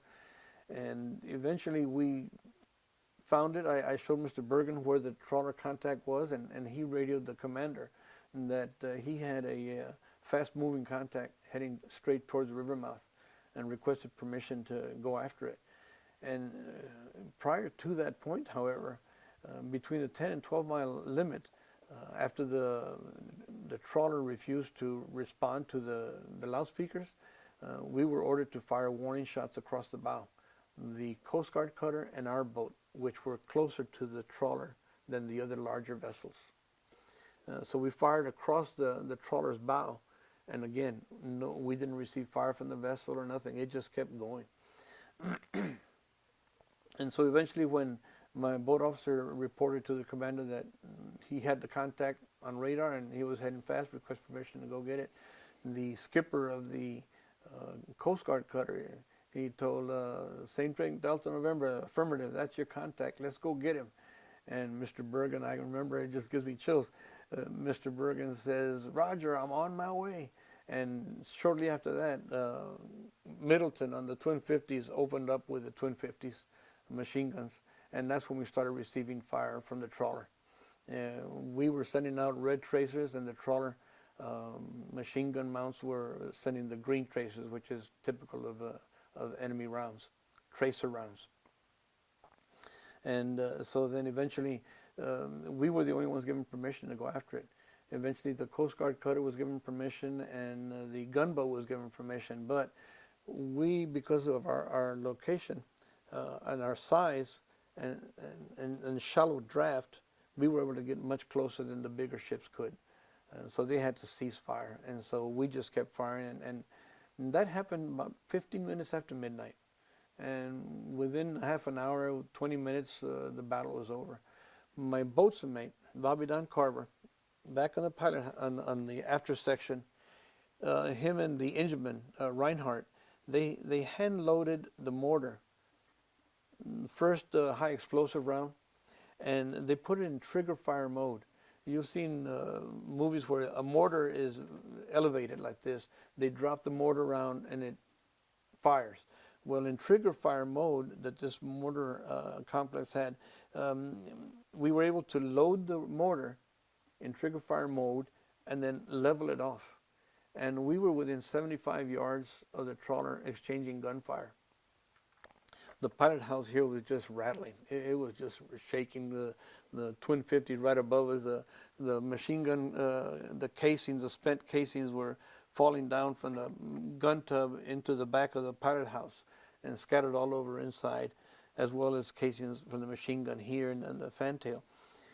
So the second round that was loaded into the mortar was a white phosphorus round, 81 millimeter, they call it Willie Peter, WP. White phosphorus.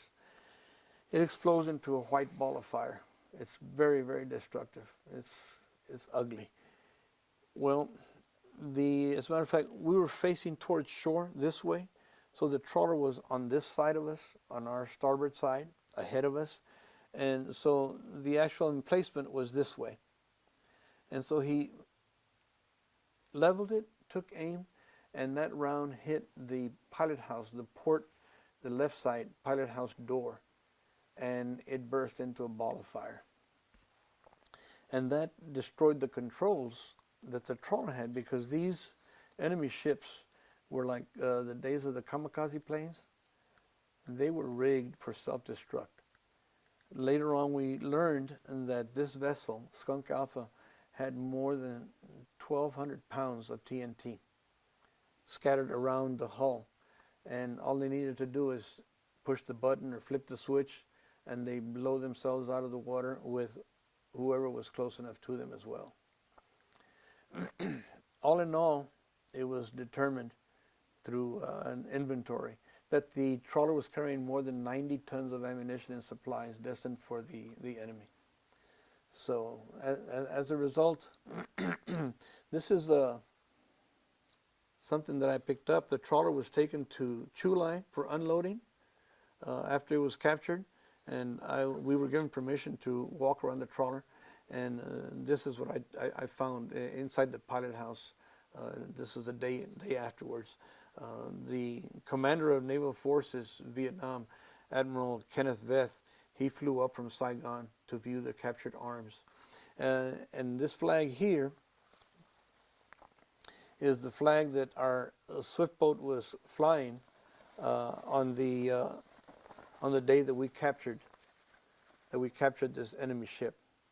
I'm very proud to have this one with me. I took it off of our swift boat when we back to shore. So, if I may, this is the actual combat chart that we used when we captured the enemy ship. This is the Batangan Peninsula here, and here is the river mouth of the Saki River. Many of you may have heard of My Lai and the My Lai massacre. It occurred here at this location, at this village, My Lai. And sadly, the enemy didn't care for the fact that we had taken 90 tons of ammunition and supplies destined for them. And so in retaliation, 1 month later, they overran a South Vietnamese Navy junk base, a patrol base, Navy patrol base, with more than 300 Viet Cong and North Vietnamese Army regulars. They overran the base. The lead advisor of a four-man group, Lieutenant William Fitzgerald, he ordered his men to this estuary right here. The junk base was right along this area here. He orders the men to the estuary to avoid getting captured or wounded, and he held the enemy at bay.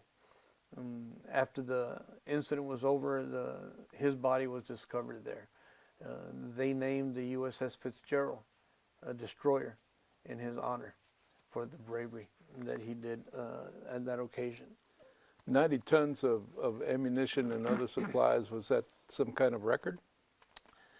And it was an impressive amount, impressive enough to draw the attention of the Chief of Naval Operations in Vietnam, and you also received a presidential visit from the South Vietnamese president, did you not? Yes, I was going to say that more than the commander of naval forces, the premier Nguyen Cao Ky at that time, and Chief of State Nguyen Van Thieu, they flew from Saigon up to Da Nang, and there was a huge award ceremony in which we thought we were the only ones involved in the mission, aside from the Coast Guard cutter and the destroyer and the gunboat, the Gallop.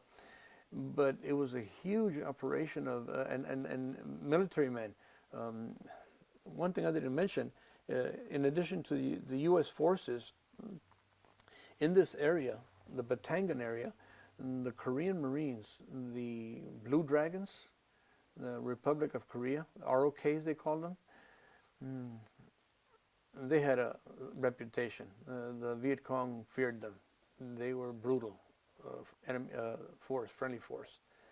They were also, there was I couldn't tell you how many, but there were many military servicemen, Korean, South Vietnamese, and American naval forces were there at this award ceremony. And we didn't know what type of a ceremony was going to be. We were just ordered to wear our dress white uniform, that there was going to be a ceremony held for the occasion of having captured the ship. And I was really surprised to see the lead man of a country and his chief of state present. And we were personally decorated and congratulated.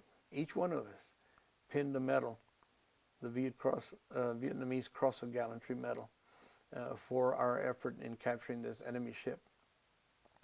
Both Key and Tu passed along, decorating us and congratulating us. When that was done, then a group of schoolgirls wearing their typical traditional Audais, dressed. You've seen them with their long, their pants and their long gown. They placed leis, flowered leis over us, and that was very special. And the military had taken the trawler and placed it alongside Da Nang City Hall. And they had swept it all up, cleaned it up as best they could. The remaining hulk of it was, like I said, it was charred. The pilot house area in particular was charred because of the horrible fire that evolved after that round went in there. Were there any survivors on the trawler? No, there weren't. No one was found except one person.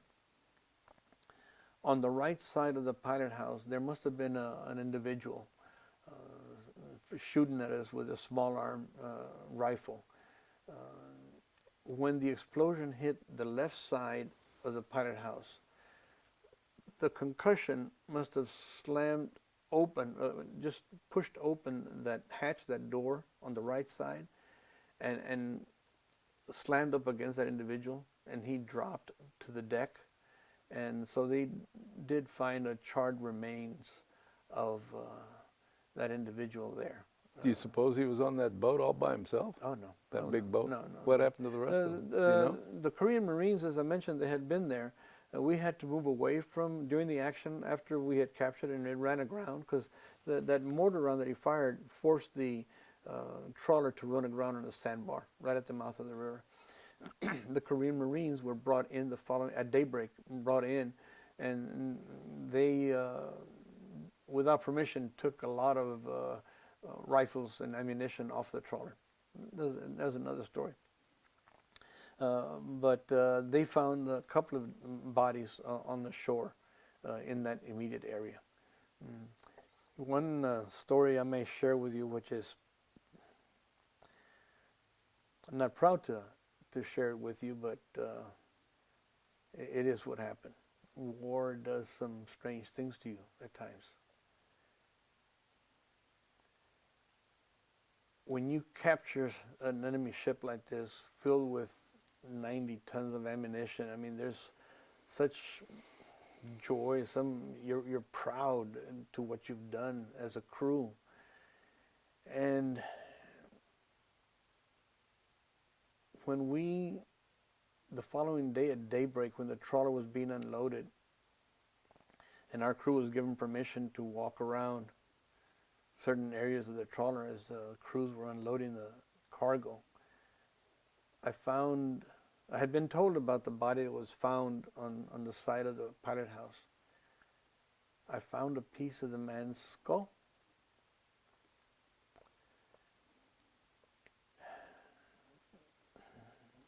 I guess my mind was just not right at the time. And I did a bad thing. I took that skull, cleaned it up, maybe a piece about that big perhaps. I took it and I punched a hole through it and I wore it around my neck.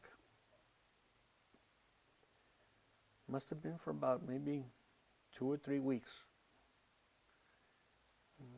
My gunner, we bunked in the same cubicle on shore at the barracks. He saw it one day and he says, again, they call me Bean. Bean, what the hell are you wearing that? What is that? What's that? When I told him about it, and I was very proud to tell him that, explicit. I was cursing about the fact that, good for him, blah, blah, blah, and just saying all sorts of crazy things that I shouldn't have been saying. He said, no, man, that's wrong. We're not supposed to be doing that. The Geneva Conventions say that you're not supposed to do any of those things. That's wrong. No, man, who said that? I didn't believe it. But then a few days went by and I started thinking about it, and really, I guess my Catholic upbringing kicked in, and from that aspect I realized that no, it wasn't the right thing to do. And that was very disrespectful for me, of a desecration of sorts, and I really felt bad about what I had done. So the next patrol that we were in this area that peninsula and where the trawler was captured. As we crossed that area, I just, in the middle of the night, I went to the back of the fantail, and I said a prayer for the man and his family, and I tossed that skull back into the land, into the area where he was killed. So I'm not proud to say that, but I need to open up and then pass that along, because that was one item that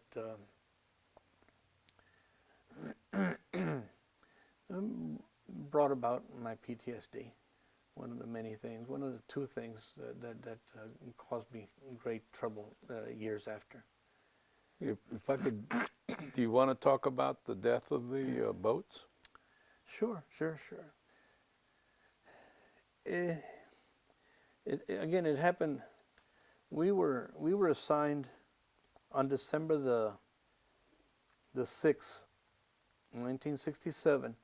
We were assigned a Psyops mission. PSYOPS, Psyops, which stands for Psychological Operation.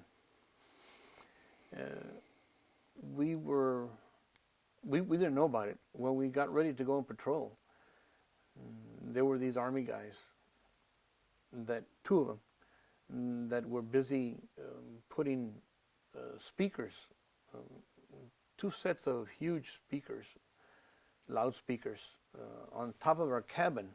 As a matter of fact, on this side right here, on the port side, right here, right behind the pilot house, and tied here. And they put the wires that they needed, they put them through the window. And they had their tape recorder inside the cabin. And our job was to broadcast this Chuhoy message, give up your arms message, surrender message. The message was in Vietnamese. The pre-recorded message was in Vietnamese. And essentially it was telling the enemy, lay down your arms and come to our side. We'll treat you well. Part of the psychological operations. And I'll never forget, they had a special tape that was, at this point in time, I don't recall, Wandering Soul. It was called Wandering Soul. It was a very eerie sounding message that the Viet Cong really despised. It spoke of the Vietnam people's knowledge or culture, that you mustn't die in a foreign land in order for your soul to be complete, and it must reside with your body. So in other words, you can't die somewhere, because then your soul will continue wandering through time and space forever. They're called Wandering Soul. A lot of howling in the background is very morbid, very morbid. Well, we were doing the psychological run, Psyops run, was from the river mouth here, north, along shore. There were three small hamlets, little huts, called Cole, and this was Cole 3, Cole 2, and then Cole 1 right here. As we passed Cole 2 and kept going north, my gunner's mate here in the gun tub noticed an individual further up off of our port bow in this direction along the sand dunes. And I had earphones and a speaker set up inside the pilot house, and so did he, boat communication. And the boatswain mate, Carver, he had one back here. He was, and we were communicating with each other. And I heard the gunner tell the boatswain mate, he used a derogatory term that we call the enemy. We call him Victor Charlie, we call him Charlie, Viet Cong, Charlie. But there were other derogatory terms that we use. And my boat officer, he didn't want us to use it, but we did just the same, but not in front of him. So he told him, and the bosun mate right away says, whereabouts? Show me where it's at. Point to where it's at. And the gunner's mate, Middleton, he said, no, I'm not going to tell you, because if I tell you, you'll tell Bergen, our boat officer. And Mr. Bergen, he had a 30 caliber machine gun that we had secured and set it up on this stanchion right here. And he was sitting right here, Mr. Bergen was, again, facing the beach. The beach was here to our port. And so eventually, Middleton did tell him where, as we were going further north. And Carver spotted him. So he turned his weapon in that direction, and he told Mr. Bergen. And through here, in the back of the pilot house, right in here, there's a small little window, about this big. That we could open it for ventilation, circulation. And I could see, I was here on this side, and I could see Carver, and at that time we had a replacement engineman, because Reinhardt was an R&R to the Philippines. And so we had Jim Schneider. He was the engineman, third-class engineman that took Reinhardt's place. And he was driving the boat. He was here, steering the boat. As a matter of fact, again, my parents gave me this St. Anthony statue. And I had him in my flak jacket pocket. That's where I had him every time I'd go on patrol. And he was there, and I was watching what was going on. I was checking the fathometer to check our depth to see how close we were to the shore, because we were, practically hitting bottom. And wanted to make sure we were careful about that. And he told Mr. Bergen, Carver told Mr. Bergen, and when Mr. Bergen got up and Carver put binoculars on top of the machine gun, and he as soon as Mr. Bergen got here and started looking down the binoculars, we got ambushed from 3 positions on the beach. Ahead of us, midships, and behind us in the fantail. 3 automatic weapon bunkers hit us. And well, the immediate thing to do is to hit the throttles. And we had 2 throttles in the pilot house. And right here, you'll see this right here. You lifted this up and you had after controls. You'll see a steering wheel, a helm right here as well. Well, Mr. Bergen dove over to this area and slammed the throttles forward to get us to regroup and then come back and attack. That was our goal. And so did the engineman. He pushed the throttles at the same time. And that action, it killed the engines. We lost the engines. We were dead in the water. There was too much fuel going into the engines, and the engines got killed. So I saw, as that happened, I saw a round of machine gun fire kicking up sand on the beach, and then I saw the rounds continuing my way on the water. And the last round hit right here on the edge of the window in front. And the glass shattered. And I reacted to it, and I fell back against the bulkhead inside the pilot house. And it happened so fast that so much was going on.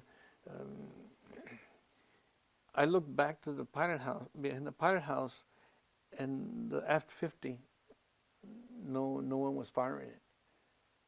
And I assumed that Carver had been hit. Boats, as we call them, boats had been hit. And when, at the same time, Jim Schneider was able to get the engine started again.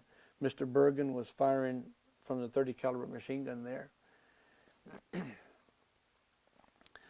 As soon as Schneider lit the engines, he turned full right rudder and headed away from shore. And he told me to take the wheel. So I took the wheel, but of course the front windshield was shattered. And so I had to stand off to the side and just make sure there weren't any fishing boats in the area. And I headed out to sea. Meanwhile, Schneider goes back and sure enough, Carver had been hit on his right eye. He took a automatic small arms machine gun round through his eye. And Schneider picked him up off the deck and cradled him on his lap, and Snyder went down to his knees and held him as quickly as possible. I immediately called what we use, flash traffic, no code. I told whoever was listening where our position was, and that I was heading out to sea and to rendezvous with a large ship. We needed first aid, and I called for medevac and to rendezvous with whatever ship was out in the area. And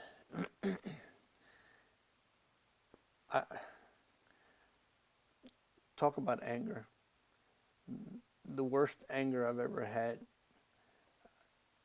knowing, because after I knew the coast was clear, I did some foolish things.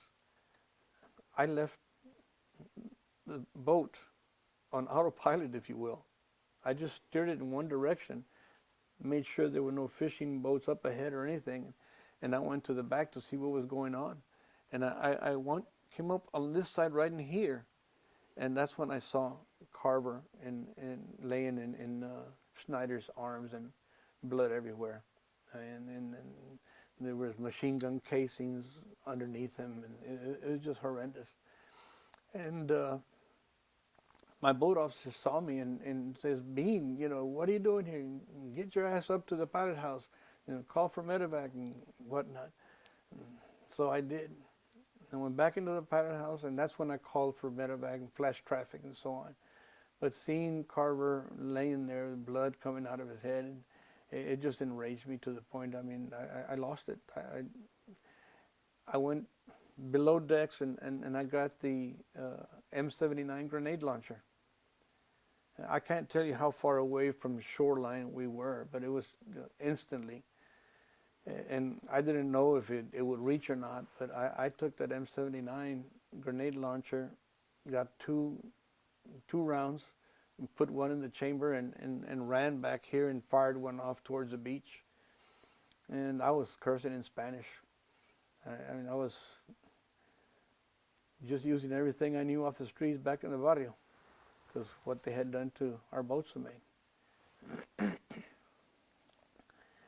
And that's when Mr. Bergen saw me again and says, ordered me to get back to the pilot house and stay there.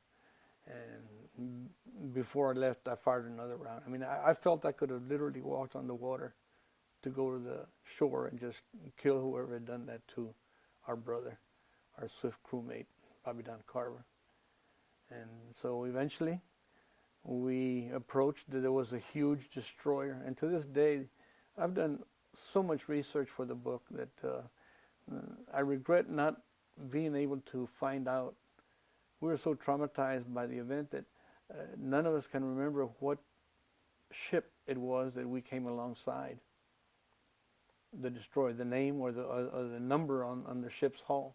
So to this date, I don't know what ship came to our rescue.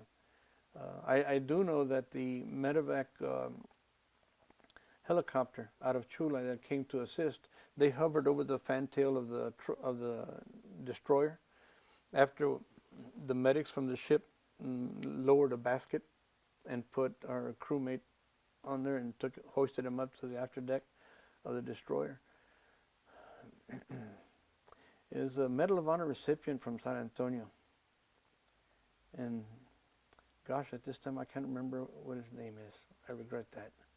But very famous individual, General Brady. I believe it's General Brady out of San Antonio, Medal of Honor recipient. He's the pilot that happened to hover over the destroyer to take Carver to the hospital there in Chulai. And as we're heading back to Chulai, we could hear the helicopter blades coming from behind us because we were already headed back to Chulai.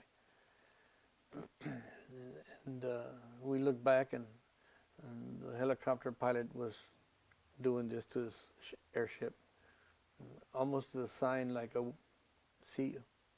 That's the way I saw it, that giving us his farewell, and he never made it. So we lost Bobby Don Carver on that day. Talk about the book you're writing now.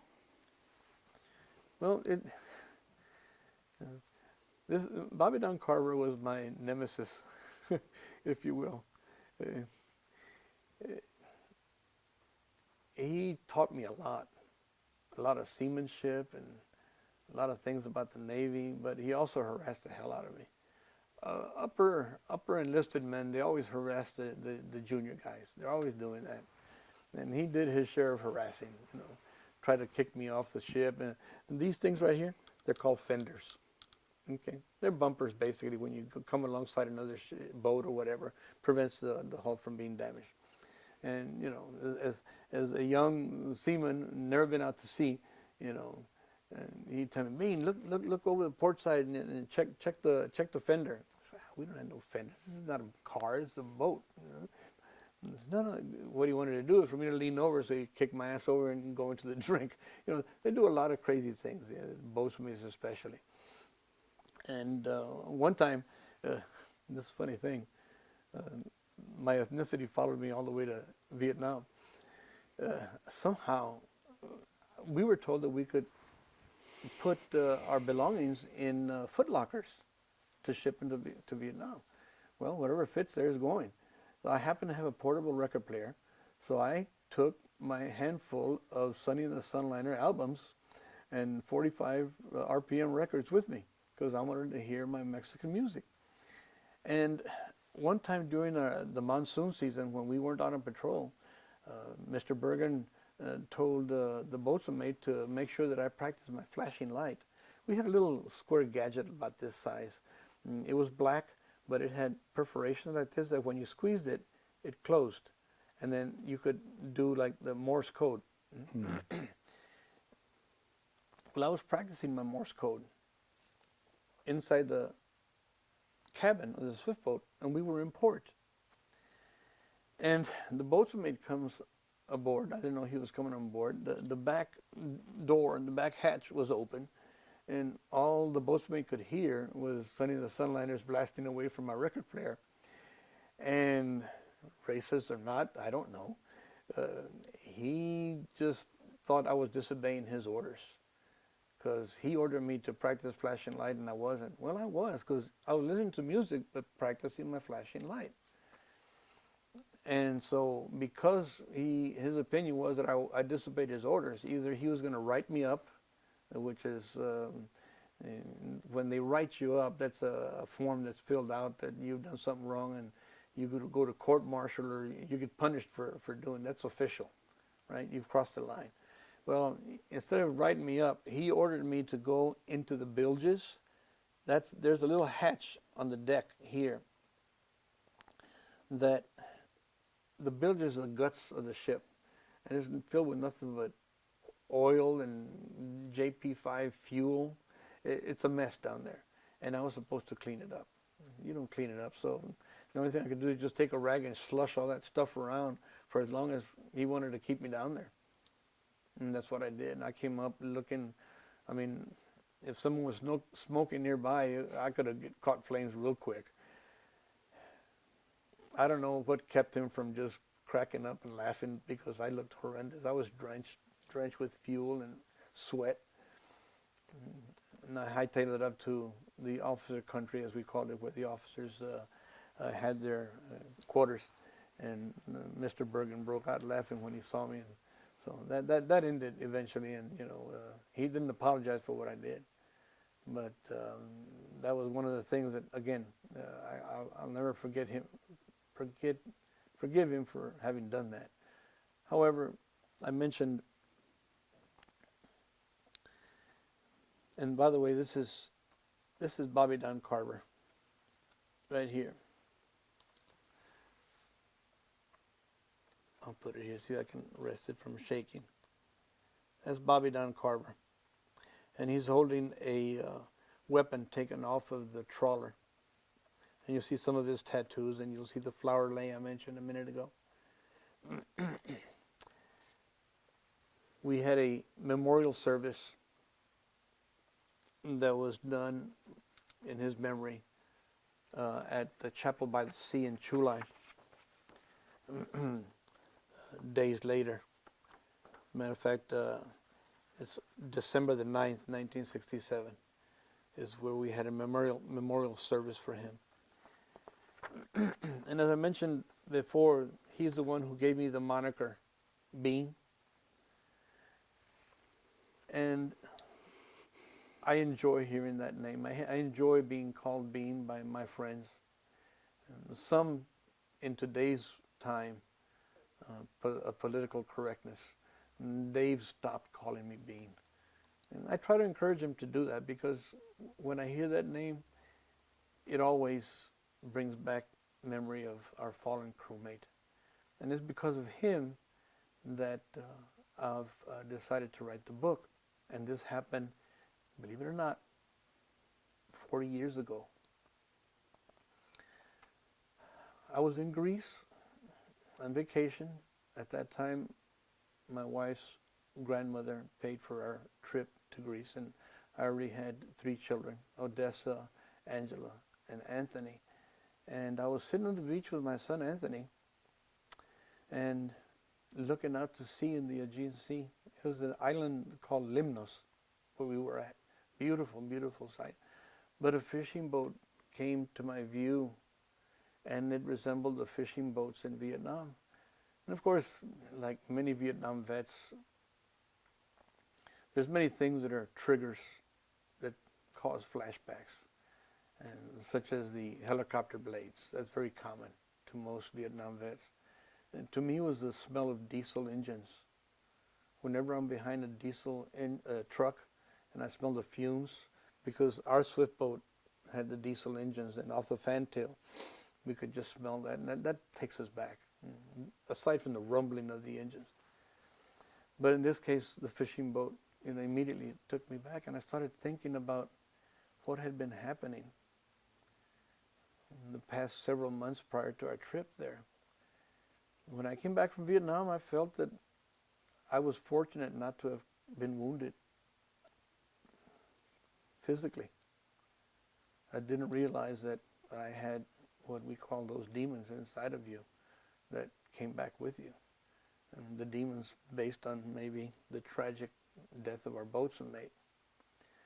And little by little, I started having difficulty taking showers or going into the bathroom. I feared closing the door. I'd get a shiver all over my body. And again, the fear of going into the shower, closing the shower curtain, and especially closing my eyes to shampoo my hair, I'd immediately feel that Bobby Dunn's spirit was around me. And I thought that if I'd open my eyes, I'd see his bloody face. And so I dealt with that, and I kept it and didn't tell anyone.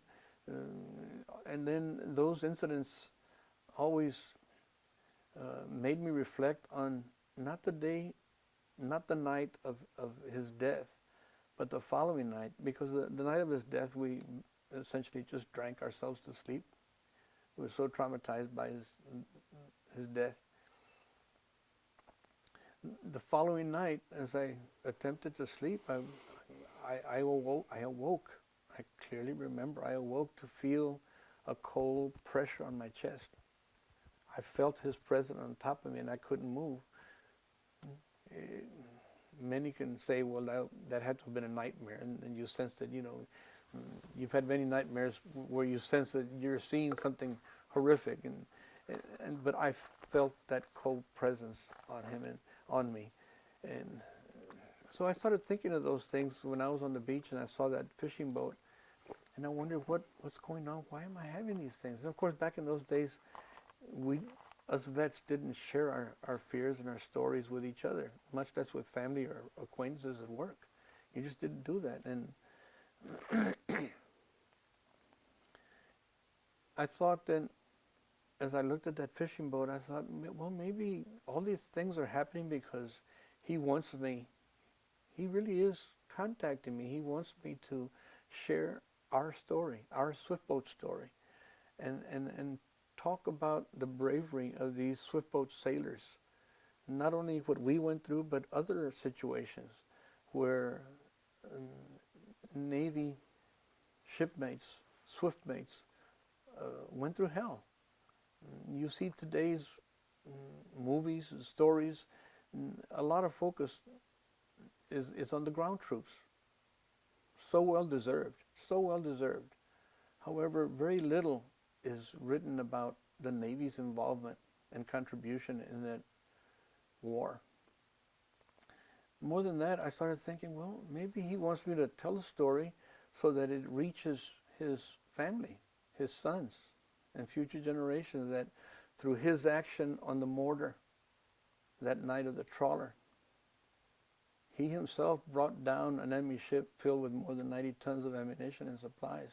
How many lives through his action did he save? And so when I came back home, after deciding there on that beach in the Aegean Sea to tell our story, I told my mother about it. And she went to the back room and brought me back a shoebox, filled with all the letters that I had written home. And one of the first things I did is I put them on date order, and I numbered them. And the last letter I wrote home was 79, my swift boat.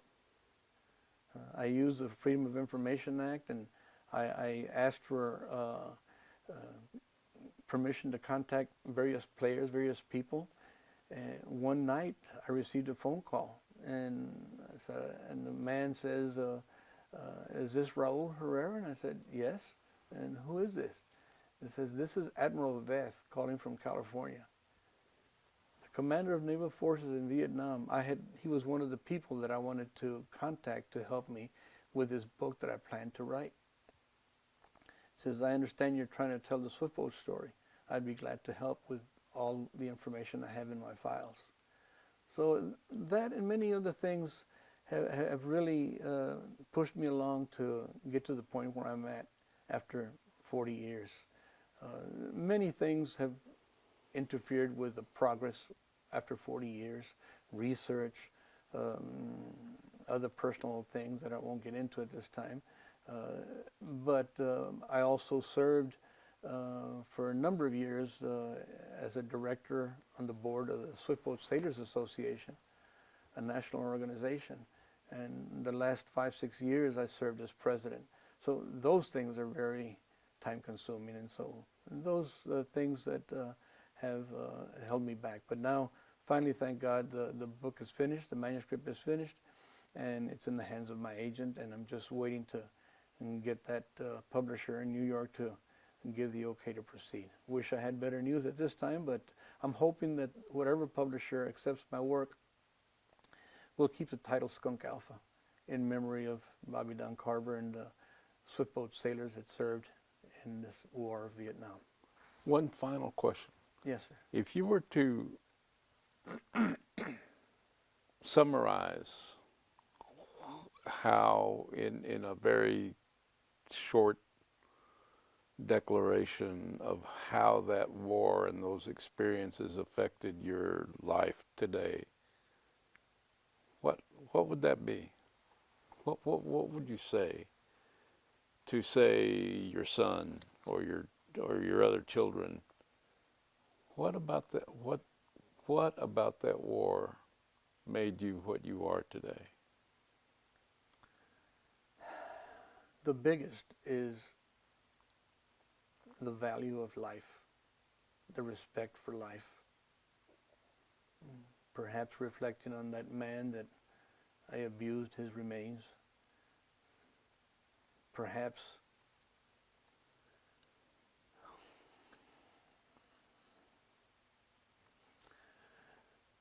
my question, I always question, why not me? What if the enemy firing at us from forward had left his finger on the trigger one more second, and 1 or 2 more rounds made it through the actual glass in the windshield here? I was standing right in line, right behind the same trajectory. I would have been hit in the chest or in the face, and I could have died. So it made me value life a lot more, and the importance and respect for everyone's life. That's my strongest takeout from Vietnam. And gratefulness to God for having me allowed to survive that war and come back and be able to have my children and grandchildren. Mr. Herrera, thank you very much. Thank you for your service, and God bless you. Proud to serve. Thank you.